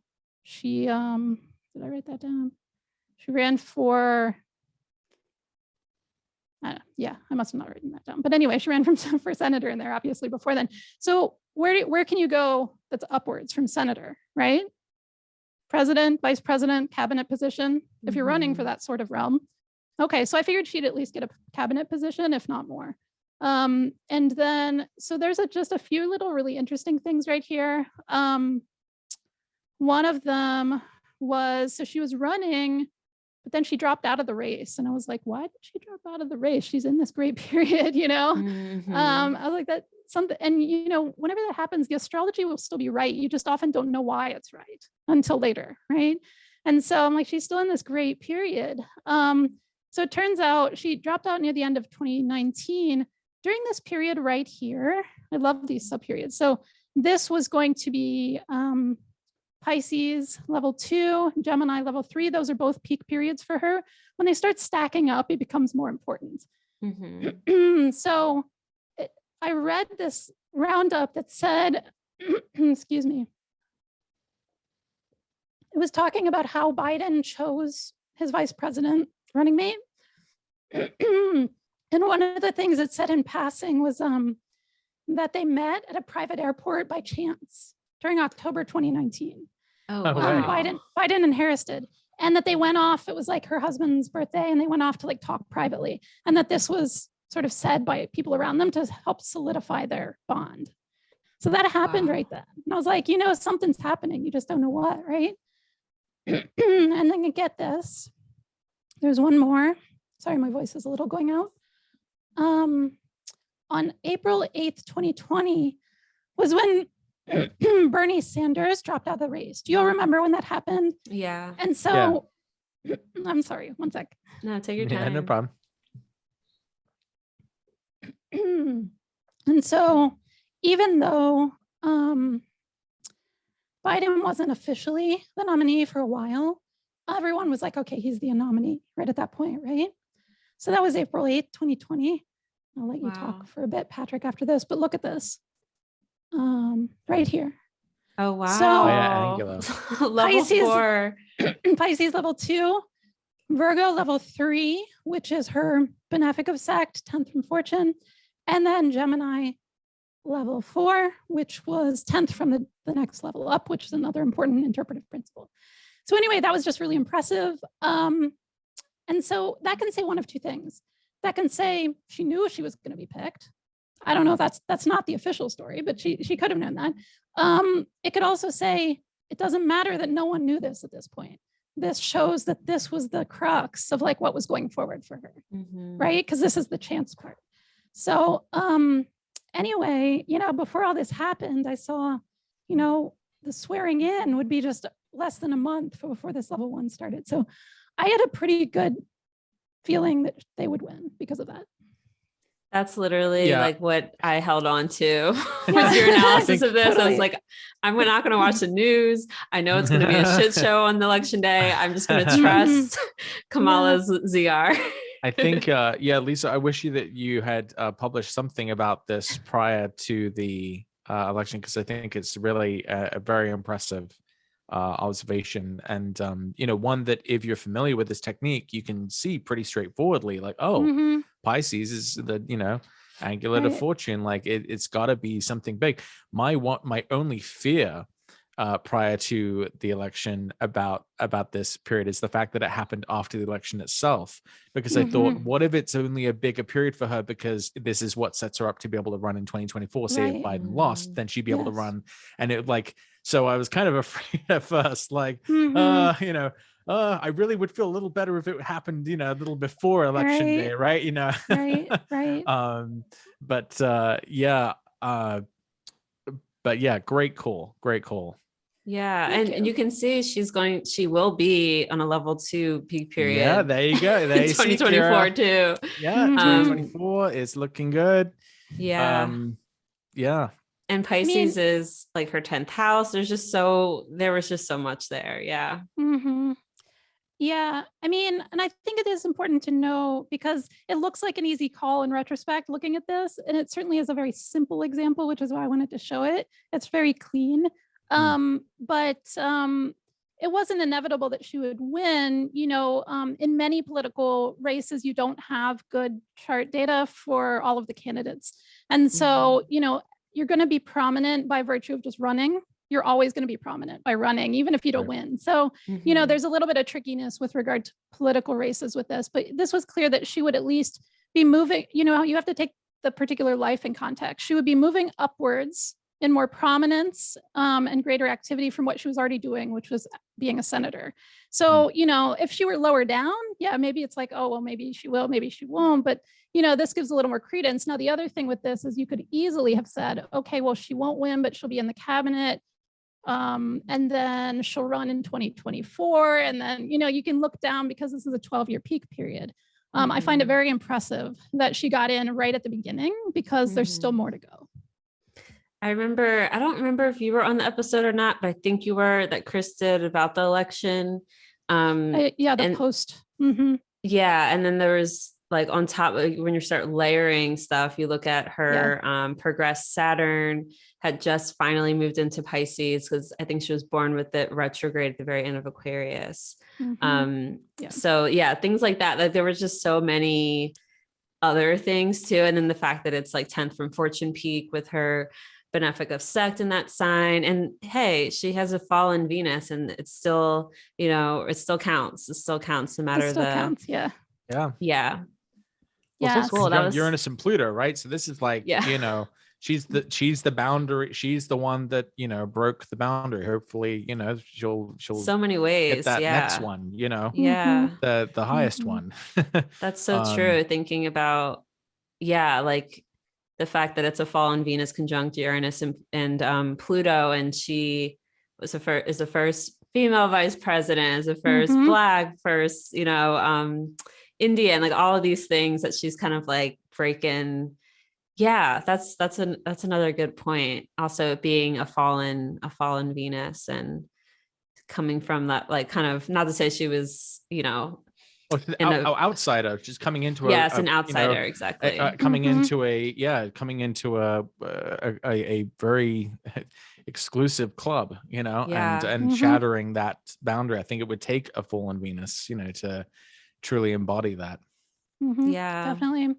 And you know, one more thing to point out about that, this is obviously one thing I had wondered about ahead of time was, well, she's going upward in a period that should be more positive for her than this whole level 1 that she'd been in up to this point, which had already emphasized her 2 malefics. It was Aquarius level 1 before, all the way for 30 years before that point. It emphasized Saturn, Mars, and Jupiter. She was a prosecutor in that time, right? That's the Saturn in the 9th. She's the law enforcer, right? One of the things I have noticed that, you know, just as a tip for people who get scared about their malefics being emphasized, I've noticed a fair number of times, although usually it talks about the quality of the period that you yourself are experiencing. So you yourself are experiencing problematic things, challenging things at that time with regard to your career, if we're doing a lot of spirit. Sometimes when people are working in a field that the topic itself is hard things, I've seen it kind of take that energy sometimes. I've seen it with like people who do trauma counseling. They're like, oh no, it's fine, everything's great, but like they're talking about really hard things all of the time. And so that's kind of fascinating, because it's not, I don't actually fully believe that you can always remediate everything in your chart. I have some doubts, but I have seen that sort of transmute that sometimes. That's really interesting. It makes a lot of sense. But that actually wasn't my point. So my point was that I had forgotten my point. So she's obviously about the malefics being angular to Aquarius, right? But then now, as of, you know, the end of 2020 and going forward for 12 years, it's just her benefic of Sect being angular. And I was like, that doesn't sound like the experience of being a president or vice president of a country. Usually you have a lot of problems, you know? And so what is that? But I mean, I think one of the things you can see is that other things still matter. So this can be very overarching, the timeline and the qualities of the Zodiacal Releasing, but she's still in her Saturn return right now with a night chart. She still has Pluto in hard aspect to both of her lights, you know, to the sun and the moon. So, you know, those things still matter in terms of her experience, even if this timeline is also very impressive. Yeah, that's a really good point. Also, take note that Jupiter is casting that square back at Saturn, and Saturn's in its own sign. So that's another way you might say that you know, her Saturn is nowhere near as bad as we might otherwise expect, even for a night chart, because of those mitigations. Absolutely, that does matter. Yeah, and just having a benefic in there at all versus only malefics, it's a huge difference. Wow, so that's my great example. Thank you for sharing that one. Yeah, welcome. Patrick, so what do you have for us? You know, I'm somewhat known for all of my political zeal, so I'm really glad that you got that out of the way, Lisa, because I didn't want to. I thought I just didn't know if people wanted to necessarily hear all about like ZR and politics, so I decided to try to find. I decided to go with I guess some more sort of less political examples. So this is Lin-Manuel Miranda's chart. Oh, fun. Wow. I've never seen his chart. Isn't he super Capricorn? Yeah, so Lin-Manuel Miranda, if you don't know him, he is the he is a composer. He's a composer of the smash hit Hamilton musical. Let me find it where I can. I think it's this button. Okay, so this is Lin-Manuel Miranda's chart. So he was born during the day. His lot of fortune is at 3 degrees of Aries, and his lot of spirit is at 10 degrees of Taurus. So we know that his peak periods are going to be the signs which are angular to the lot of fortune in Aries. So that's Aries, Cancer, Libra, and Capricorn. And these should be really active because not only are those the signs angular to fortune, but they're also angular to the natal angles as well, which Vedic valence tells us sort of amplifies this even more. Mm-hmm. And when we look at what planets testify into these signs, we can see that the only planets which actually testify to these signs or make an aspect, a whole sign hard aspect to these signs, are the Sun, Mercury, and the Moon. And when you look at those planets, you can see that they're each trine these planets, Jupiter and Saturn. Mm. So I would say that the Sun in the 10th trine Saturn would probably promise respect, esteem, renown, especially from leaders. And you might recall that Lin-Manuel Miranda, he wrote about this founding father, and he first premiered the first song from Hamilton at the White House. Wow. This is someone who got some big backing, from leaders. And then, of course, the Moon in the 10th is directly applying a trine to Jupiter. And this is an extremely well-received musical. He's someone who was really captured, the rhythm, I guess, of that people want to hear. And Mercury in the 10th with Saturn in mutual reception would elevate the crafts and arts of Mercury in speech, writing, performance, and general cleverness. And he is the writer of all these things. He's a fantastic lyricist. He's really the lyricist, I think, of, his generation. He's a talented rapper and so forth. So we can already see just from the condition of these planets in his natal chart on the 10th that these would be things which are important to him. But it's the fact that angular to the periods which will be angular to fortune, which tell us that, these are the things which will sort of come in play. His succeeding periods are going to be the fixed signs. Those are going to be potentially more mixed. There's less planets that actually witness those signs directly by any kind of hard aspect. So in that particular case, you might consider the rulers of those signs. Only the nodes and Uranus are really, testifying to those signs very strongly. And his cadent periods are going to be the mutable signs, which are going to be really, really mixed because he has Venus and Jupiter and Mars and Saturn in those signs. Those are going to be quite mixed indeed. So one of the quotes that Vedic valence gives us specifically about the 10th sign from fortune, he says, if the distribution goes from spirit to MC, the MC relative to the lot of fortune or to the lot itself, and if the ruler is there with benefics, the sun or the moon in aspect, and if the base of the nativity is full of glory, the native will come to power and great rank and will be distinguished, ruling and prominent in those chronocratorships. He will be called blessed by many because of his prosperity. Basically, all this is saying is when you reach the 10th sign from fortune and it's well supported, that this is someone who could reach to high heights. So if we look, so when you do Zodiacal Releasing from a lot of spirit, we see his lot of spirit is in Taurus. So that's going to start the first 8 years of his life with this Venus period. Then he moved into his 20-year Mercury period. And then he hits his 25-year peak period, because this is the sign angular to fortune. And that started in 2007 and will continue until 2032. So even the very day he was born, you could have looked at this person's chart and said that it would be between 2007 through 2032 that this person would, reach the peak of their activities. Now, when you overlay this with some of the things that he's already accomplished, we can clearly see that his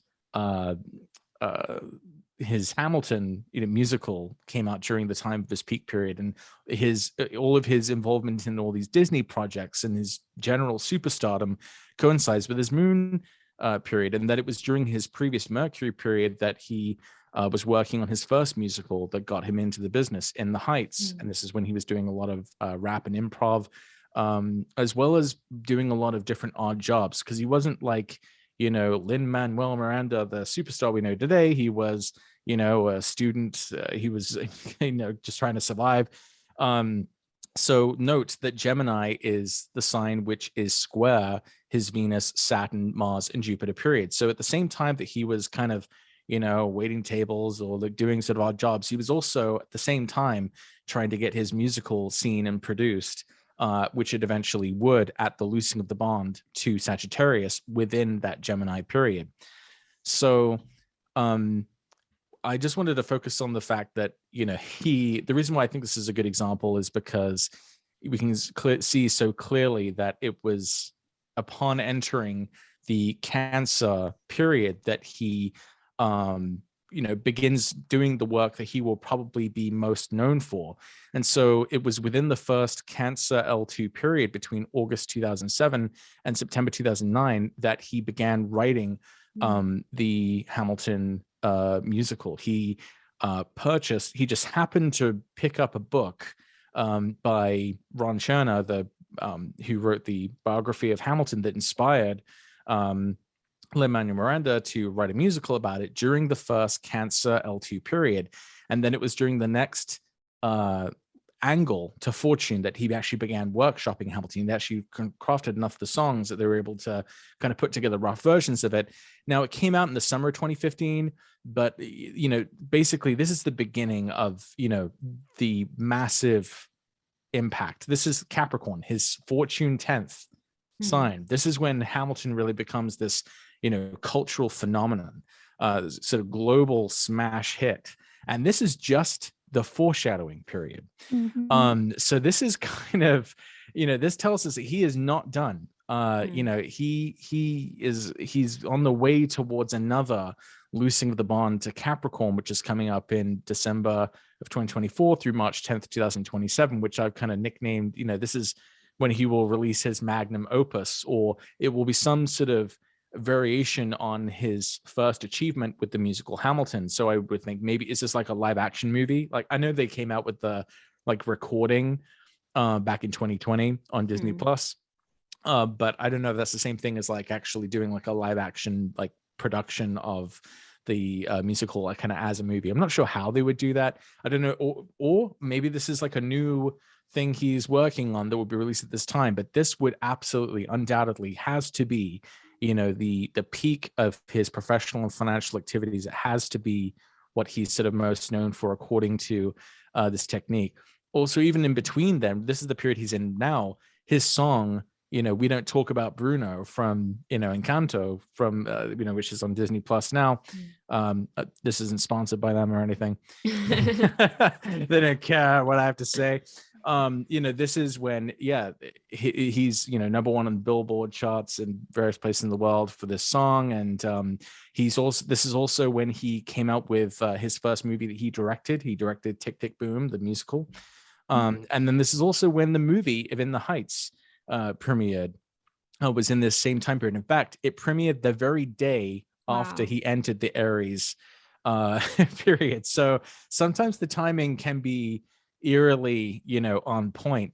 And this is interesting to think about too, because, if the sign preceding an angle represents periods of buildup, then this is obviously the time period in which the film was being, finished and edited and put together. This is kind of before this, before it's really set. But now that he's at the angular period, this is the release, of this film. So I then anticipate that in 2030 through 2031, he would go into a period which is sort of comparable to the period he's in now, where he's having a fair amount of good success. It's a really positive time, and that's the sign of Fortune, the sign of his ascendant. Now, as far as the future, we can see that he's going into a Leo period. There aren't many planets testifying to that sign except Uranus, I guess. and he does have the sun in the 10th, which might reflect that his ambitions would be towards, glory or even leadership or political activities or something like that. But the sun in Capricorn is in aversion to Leo. So I'm not sure that he would necessarily have luck doing that. He was like, I kind of give it this summary that it would be respectable, but a far cry from his glory days, because he will be past, this white hot, period that he is in right now under Cancer. And then, of course, when it gets to the Virgo period, it'll be the good, the bad, and all in between, because the activation of the benefics and the malefics all at once in that Virgo period. So that's a long, long time from now. But basically what I'm saying is he can't throw away his shot. That's a reference to the musical, in case you. Yes. I swear to God, there's got to be some Hamilton fans out there who leapt out of their chairs when I said that. It's a whole thing. It's a whole song in the show. He sings about, I'm not going to throw away my shot. That's my Lin-Manuel impression. Anyway, so one other kind of interesting thing is when you go down to the sub periods, you can sometimes see the relationship between a sign, what happens in a sign before the loosing of the bond versus after the loosing of the bond. Now, I wasn't able to get necessarily very precise dates for some of these things, but I think it's very interesting that the only specific time frame I could find for when Lin-Manuel Miranda first read the Hamilton book was that he was on vacation in Mexico in July of 2008. And so he had just entered this Aquarius L3 period. So he was on a Cancer Aquarius for most of July of 2008. And this is when he read this biography. Now, it's possible it was July 1st, probably not. Otherwise, it might have been in the Capricorn period. But then the next time he came into that Aquarius period after the loosing of the bond in L3 was when he was asked by the White House to perform at this poetry event or this music event. And he was supposed to perform songs from In the Heights, but instead he sneakily decided to kind of preview his demo of the first song from Hamilton just to see what the reaction was. And it was really interesting too, because at the time, you can see this on YouTube, he sort of nervously explains the concept that, it's a it's a rap, by a founding father, the nation's first Treasury Secretary, and everyone was laughing, and President Obama and Michelle Obama were there, and they were watching this, and they were laughing at it with everyone. And then he performs it, and as he's performing it, the laughter turns into sincere, applause, because they realize that, wow, this was actually not bad. This is really, really good. So important moment. So I think it's really interesting that he was under the same L3 sequence basically when he first read the Hamilton biography versus when he first gave the first sort of public demonstration of this. Now, it's possible he bought the book in June of 2008, and it's possible that in the Capricorn loosing the bond, maybe that was when he was invited, to go to the White House. Those dates just aren't public. The only time the public saw anything, is during these Aquarius periods. So, I suspect that it's probably connected to the Capricorn L3s as opposed to the Aquarius L3s, but the only public dates I could find, related to events that happened in the Aquarius period. But of course, this is really important because, like Lisa said, you want to check and see what happens in that first L2, because it shows you what, is what the big deal is going to be, and for Lin-Manuel Miranda, it's obviously, the first L2 period, the first L3 period connect to, this topic of Hamilton, Alexander Hamilton, and writing this musical about him and everything that sort of came from that. And there's still more to it, so for some reason, after 2024. So that is what I have to say about Lin-Manuel Miranda's Zodiacal Releasing, just to keep it simple. That was so great. Wow. Yeah, so clear. There's so many clear on the nose dates, or within a couple of days even. It's so that's why this technique is so wild, and definitely worth like spending time with it to digest it and and work with it, especially if you're into timing, which I think most astrologers are. I don't know, not all of You us, kind of but have to. It's the study of time. You need, yeah. and that's something that I find a lot of people tend to struggle with is, I'll see that they're coming up to a certain period, and then to get an idea about it, I'll maybe look back at past iterations of that period, and I feel kind of awkward asking them, oh, do you know what happened in, the summer of 2002? And they're like, I could barely remember what I had for lunch yesterday, like, let alone, what happened years and years ago. So it can be tricky. So you do have to,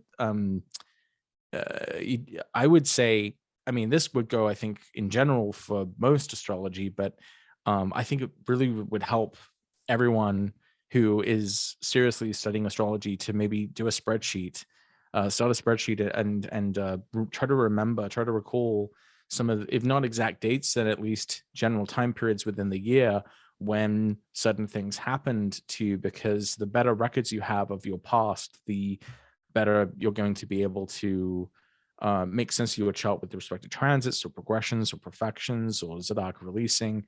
So really, timing is everything. Yeah. Timing is kind of, especially when I use Zodiacal Releasing, it's kind of like an extension of your natal chart, because like we were talking about earlier, you won't hit all the periods possible. You don't hit a few of them. And so, at least on level 1. And so it does show what either is or is not going to be allowed to manifest from certain placements. And so in essence, that's part of your natal promise. So I always think of that as like part of the natal chart in some ways and not entirely separate because, because of that reason.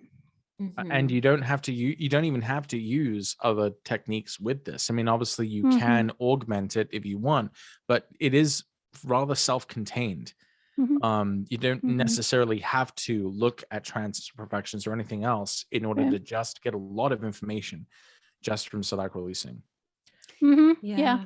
I'll look at some side by side, like with some of the other techniques, as I'm sure you do too, Patrick. But I mean, it's not really like you have to blend it with other things. There will be other things going on, like I was mentioning with Kamala Harris's chart, for instance, her transits right now and so forth, that are important to know about that you would not get just from the ZR, but those are kind of major ones. So typically you can use the ZR and see quite a lot. And I like what you were saying about keeping a record or looking back and seeing what happened during certain periods, because that's often when people get like worried. I think people get worried sometimes when they start using this. And so to mitigate that a bit, or to ground it rather, you can look back at other times you've had those same sign periods, even if they're on lower levels, so if you can find a level 2 or even a level 3 and see what was going on at that time for you or how it was going qualitatively, it gives you some sense as to how that will manifest on bigger levels later, because presumably people are worried more about the bigger levels, right? The levels 1 and 2.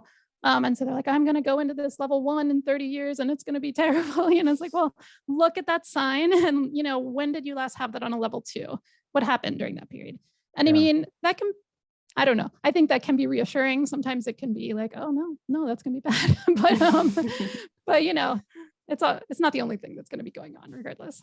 One thing people should be, oh, sorry, go ahead. No, go ahead. I was just going to say one thing people should be aware of too is sometimes I'll be reading for someone, reading the like Zodiacal Releasing from Spirit, and they'll go, oh, that's like when I had a breakup, and that's when I had, that's when we got married or something, whatever it is. And I'll have to kind of gently say, like, I think this is supposed to just be about career and actions, but sometimes the lot of Spirit can be maybe in the same sign as the lot of errors. So in those cases, you have situations where the topics of relationships will run parallel to or alongside, career topics. Or in some cases, you might have errors with fortune, or other lots, releasing at the same time. So I have an example of that if you want to take a look. One that I think is just kind of funny because of how sort of literal it is in some ways. And that's for the Zodiacal Releasing of Ben Affleck. So Ben Affleck has the lot of fortune and Spirit. Sorry, he has a lot of fortune in Aries and he has his lot of spirit in Virgo, and he has a lot of errors in Virgo. So his spirit and error is released at the same time. So this is just establishing, his peak periods are also the cardinal signs, kind of similar to Lin-Manuel and Miranda. And the succeeding signs are going to be his Taurus periods, his fixed sign periods. The cadent periods are going to be the mutable signs. So note that the mutable signs are angular to Saturn and Mars and Jupiter. So these would have the possibility of being his most negative periods, but Jupiter might offset it to some degree. So even when you're just looking at his chart, just from the perspective of spirit to start, you can see we have to go through the same sort of procedure. The lot of spirit starts in Mercury, starts in Virgo, ruled by Mercury. So that's 20 years to start. Then it progresses to Venus, which is his peak period, that 8-year period. Then he moved to a Mars period for 15 years, a Jupiter period for 12 years, and eventually we'll get to another peak period starting in 2026. So when you break this down, and like according to his like film career, what's really interesting is his big breakout movie was Good Will Hunting, right? And that came about when he was in that Libra peak period, which is ruled by Venus, is angular to Venus. This is his time of breakthrough success as a blockbuster star. And it was even during the peak period on L2 that he even filmed that movie. And it was during the subsequent Aquarius period that he was able to, he got an Academy Award for his writing of the script with Matt Damon. Interestingly, when he gets to the Scorpio period, starting in 2000, this is when his career really starts to get a lot rockier. He comes out with a string of flops, especially focusing on the year 2003, 2004, which is interesting because that was his peak period, but it's not necessarily a good one because it's happening in the context of a Mars period. It's happening in the context of a Scorpio period. So we can really see the difference between Venus ruling this Libra period versus Mars ruling this Scorpio period. And so what's interesting about this as well is, I noted here the other sort of main peaks of his career. He was really probably his best success as a movie maker in this time was his direction of the film Argo, which was released during his Cancer period, which contains his Venus. So even though this overall period definitely had like more of its ups and downs and distinct sort of negatives, the individual subperiods seem to indicate like what points of opportunity there existed in this sort of more difficult period. Now, when he gets to the Sagittarius period, Sagittarius is where he has his Jupiter. Now, it's not of the sect in favor, but it is in its own sign, but it's also the sign that contains the malefics, opposing and squaring Sagittarius. So what's really interesting is that in 2015, he gets cast as Batman. And this is a huge deal for him in many ways, because this is, a huge character to win the role for. But the movies he was in were kind of beset by a lot of difficulties and troubles. Batman versus Superman in 2016 was not as well received, even though it was, contains two of the largest, intellectual property characters from Warner Bros. And then Justice League as well in that same time period was should have been really, really good, but it was came into a lot of production issues because the director Zack Snyder, he had like a family tragedy, and then he ended up having to leave the movie, and then they brought in another director, and it kind of messed up the movie. And so he was kind of it was supposed to be good. It was Jupiter and Sagittarius, right? But it kind of got undone or was tarnished in some ways by these other external factors. And so I think that's a really interesting manifestation of the way that the malefics and benefics can both play a role, in the quality of these times. And, he hasn't even gotten to the end of this yet, but I think what's interesting is we can see that he will be coming up to a major peak period, his fortune from 10th period in 2026.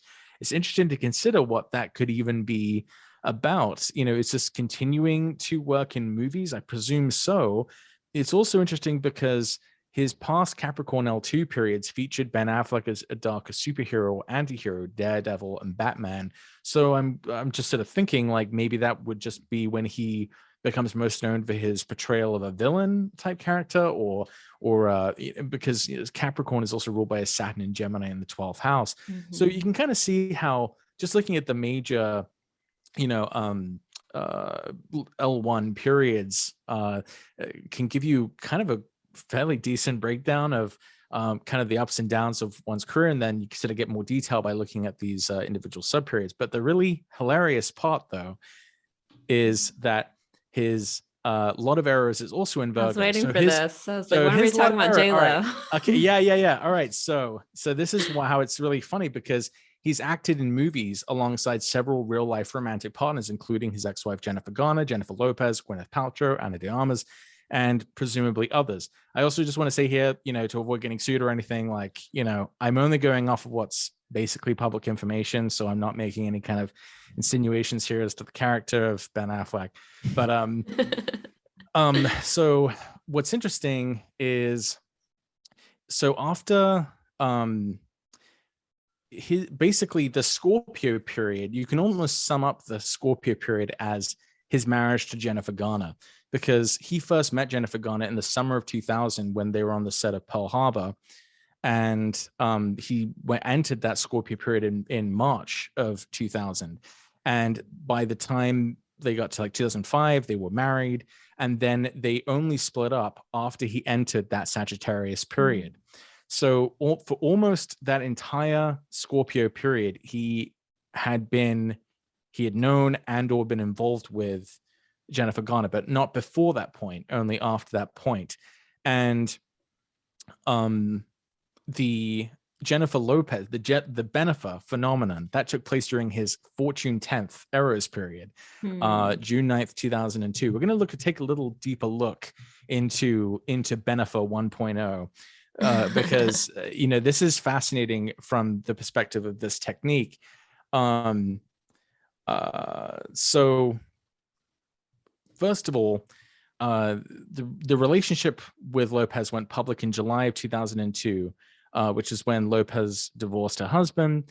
And interesting, in the same time period, this is when he shot Daredevil with his future wife, Jennifer Garner, in June of 2002. And this is occurring right as he's entered this Capricorn Fortune 10th Eras period. So he was already with J-Lo at this point, but that was just when they went public. And at the same time they went public, he is on the set of Daredevil with his future wife, Jennifer Garner. And he has said in interviews since that was actually where they fell in love, was on the set of Daredevil.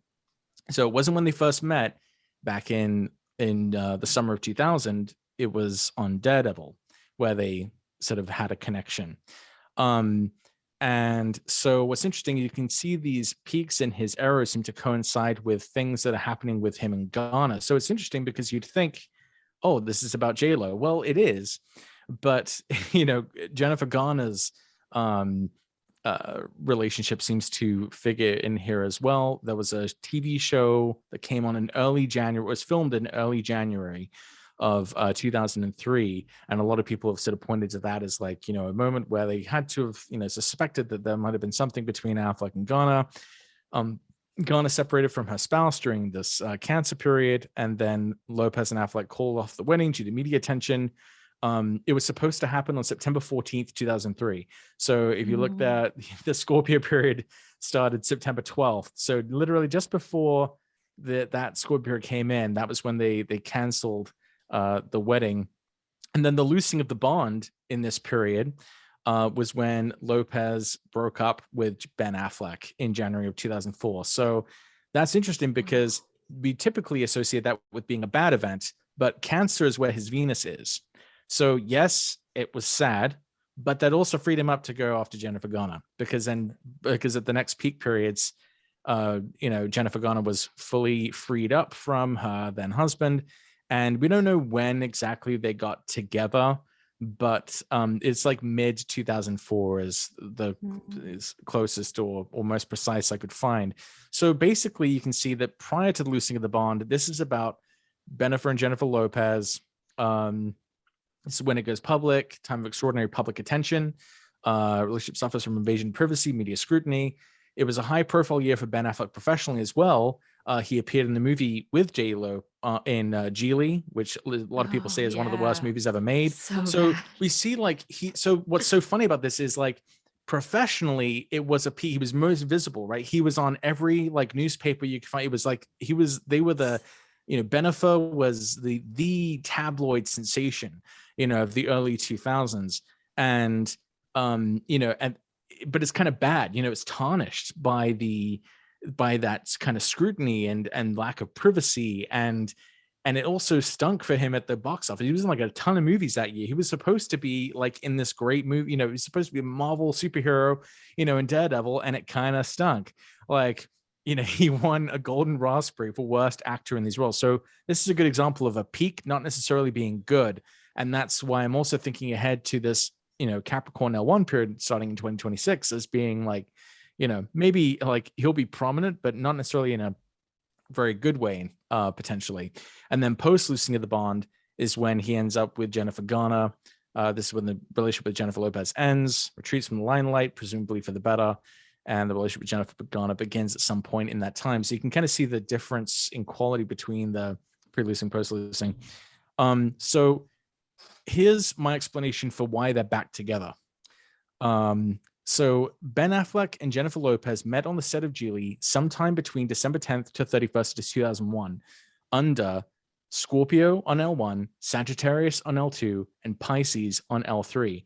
And public reports say that 20 years later, Ben Affleck and Jennifer Lopez start dating again in April 2021, which happened while Sagittarius was on L1 and Pisces was in L2. So in other words, the sequence under which they first met had Sagittarius Pisces. That was in the mix of that sequence. And then when those two signs became the larger level periods on L1 to L2, that's when they came back together again, which begs the question, if this is equivalent to this, then this would seem to imply that part of the reason he comes back into the limelight in 2026 is that this wouldn't just be some career thing where he, reaches some new notorious level, but because of who he's with as well. So it might not be J-Lo, but what if it's J-Lo? Because in the previous in the Sagittarius L2, that was when he met Jennifer Lopez. In the Capricorn L2, that was when they were together and then they broke up the LOB, which would seem to suggest that the same pattern applied to L1 would say like, okay, this Sagittarius period is about him being with Jennifer Lopez, and then Capricorn period would be like, following through with that or something, or going public with it, or being married and then divorcing at the LOB, the loosing of the bond, in a similar way that they broke up at the loosing of the bond back in 2002. So you can kind of make these connections across time, which is why it's really important to know when things happened, because small things sometimes add up to larger things, and the sequences that I'm releasing can give you insight into that. So that's how I make sense of it. When releasing from Arrows, his Mercury period, the main person he was with in high school was this woman Sharon Rothman, who's now a director. The Libra period seemed to revolve around Gwyneth Paltrow, at least the end of it. The Scorpio period was his Jennifer Garner period, basically, with marriage and children, and it is the 5th house in his chart. And then the Jupiter period that he's in now, he's been involved with several women.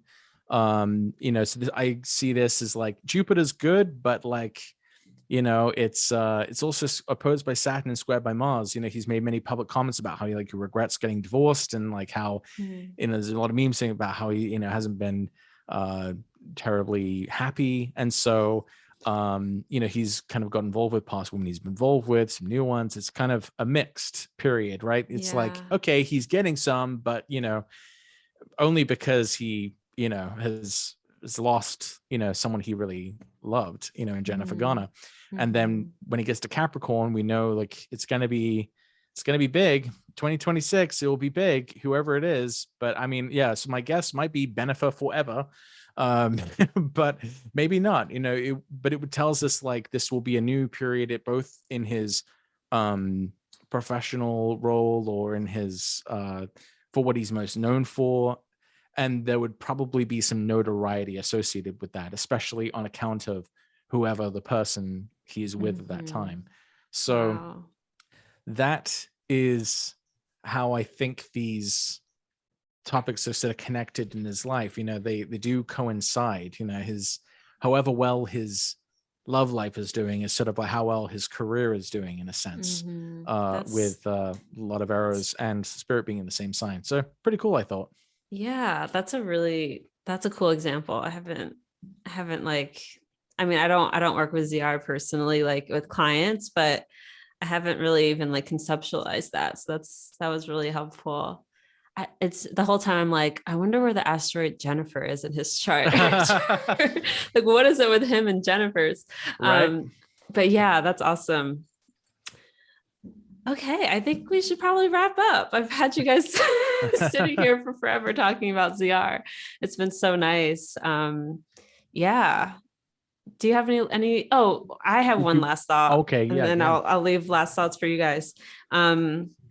If you are younger listening to this, in your early 20s, like this is such a good, it's would be so helpful to get started now and start tracking what's going on in your life now, because you will, your future self will be very, very happy with your current self, by, just keep a journal, just write some stuff down, like, especially not even just during peaks, but start making sense of this now, because you have a lot more time to sort of like really, digest it and make sense of it. That was my last note. Just if you're younger, like, I get really excited about younger astrologers who are like, yes, I'm going to start tracking things now. Cause it's like, yes, that's what we all wish we did when we were younger too. So yeah. How about you guys? Do you have any kind of final thoughts to leave people about ZR? Do it, Patrick. All right. Yeah, I was waiting for you because I'd spoken a while. Well, I would say, yeah, I would say track what you start making a chronicle of your life, a chronology. And I would say that, honestly, this is definitely one of the most advanced techniques that there are in astrology, and there's a lot of like built-in requirements or prerequisites, to being able to do this sort of fluently. You have to know the rulerships, you have to know the sect, you have to understand the houses, you have to understand aspects and superior aspects versus inferior aspects and all of these different things. So I would say, don't get, if you get frustrated at first learning this, it's okay, because it's pretty complicated and it's going to take a while to understand. And I would say probably the best resource available to learning how to do this would probably be the Astrology Podcast episode that Leisa and Chris did on Zodiacal Releasing. That's been a great primer, I think, for a lot of people. That's free. I would also recommend, Chris Brennan's Hellenistic Astrology course, that has a Zodiacal Releasing module. At some point, I'd like to write something about it or make something on all my different findings with Zodiacal Releasing, but it's nowhere near ready yet. So there's not a whole lot of places you can go to get kind of good information on this, but I do have some articles on my website and some papers that I've written about Zodiacal Releasing that really get into some of the nitty gritty and sort of the intricacies of all of this. And I'd also recommend, well, I think Leisa, you have some talks that people might be able to access, right? I do, yeah. And I'm going to be giving a talk on the subperiods at the ESAR conference later this year, August 2022. Nice. Awesome. I think, were you done, Patrick? Yeah, I'm done. Yeah. Okay. I think for me, I mean, I would recommend, as I mentioned earlier, just watch if you're trying to learn Zodiacal Releasing, certainly learn the prerequisites, learn the techniques, but also watch your own for a very long time. Because I have seen sometimes people sort of, in positive and negative ways, but usually in worried ways, get some sort of preconceptions very early on about like that their life is doomed or something based on this. And so it's really important to learn all the pieces, which we've not presented all of them today, so that you can keep it in proper perspective. The other thing that can be true, I think, is not just age-wise, but if you're starting to look at it, it can take a while to see some perspective. I mean, I think it's easier when you're looking at it as an older person because you have more to track already, versus when you're starting out, if you've only gone through like part of a level 1 and you've never even switched to level 1s, that sort of thing. You're just not going to have as much to track to see how it's been working. So I'd say, keep proper perspective until then. I have occasionally seen people say, oh, it's not working at all. I'm like, yeah, it is working, but you haven't moved along in your timeline enough yet to see why, and no one can tell you why either, other than the outlines of it. So I think that's important to know at the start. I'm just thinking of like sort of pitfalls that I've seen to avoid. There's a really great technique, that shows the big picture and small details, which like few techniques do both of very well. This does do both very well. And what was the other thing I was going to mention? I think it shows that the universe is like stranger than we think. I think different astrologers have different levels of like philosophical impact from this, but certainly I think everyone has to think about it as a result, because it just shows that the universe is very strange. It also shows that in a really positive way, to me anyway, it's like the scaffolding. It's like the time scaffolding of the universe that you don't know about until you learn it. And then it's like, oh, there's this whole other, structure to life that's happening like underneath us that we're not even aware of. And then you can become aware of it, which is really cool, I think. I think all of astrology does that to some extent when you learn about different planetary cycles and perfections and different things like that. But this is like a particularly intricate scaffolding. They're like, oh my God, why does the universe do this? But it does. Practical I love that. organization, self-similarity, and Yeah, it's part of it. scaffolding is a great way of thinking about it. And yeah, patience. It definitely requires patience, this technique, but definitely worth putting in the time to really learn it and digest it. Amazing. Can we tell people where they can find more information about you, potentially book or learn? I know both of you have done so much. You've done so much and you put so many classes and webinars and courses out there. So Leisa, do you want to start by telling people where they can find you? Sure. My website is just lisaschaim.com. You can see the spelling from my name. It's not phonetic. I'm going to be speaking at the NORWAC conference in late May in 2022 and doing, as I mentioned, a lecture on ZR subperiods at ESAR late August 2022, as well as doing a pre-conference workshop on electional astrology. So you can find me in those places. I also do a monthly electional podcast, as I think I mentioned early on. So you can find me there under the Astrology Podcast.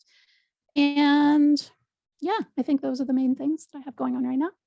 Awesome. Yeah, you did an electional workshop early in the pandemic, like early 2020. I remember I did that. That was awesome. So yes, I'm excited to see you at NORWAC and ESAR. I'll be speaking at both too. So great. Cool. And Patrick? You can find my consultation offerings and services and articles at my website, www.patrickwatsonAstrology.com. And you can also follow me on Twitter at pwatsonastro. Not really on Facebook anymore, but it's facebook.com/pwatsonastro. I'm mostly on Twitter these days, but you can also find me on YouTube as well. I have my old embarrassing videos up there that need to be edited and taken down and renewed. But you can find me at patrickwatsonAstrology.com. Awesome. Thank you both so much. This was so great. Super appreciate it. Thank you.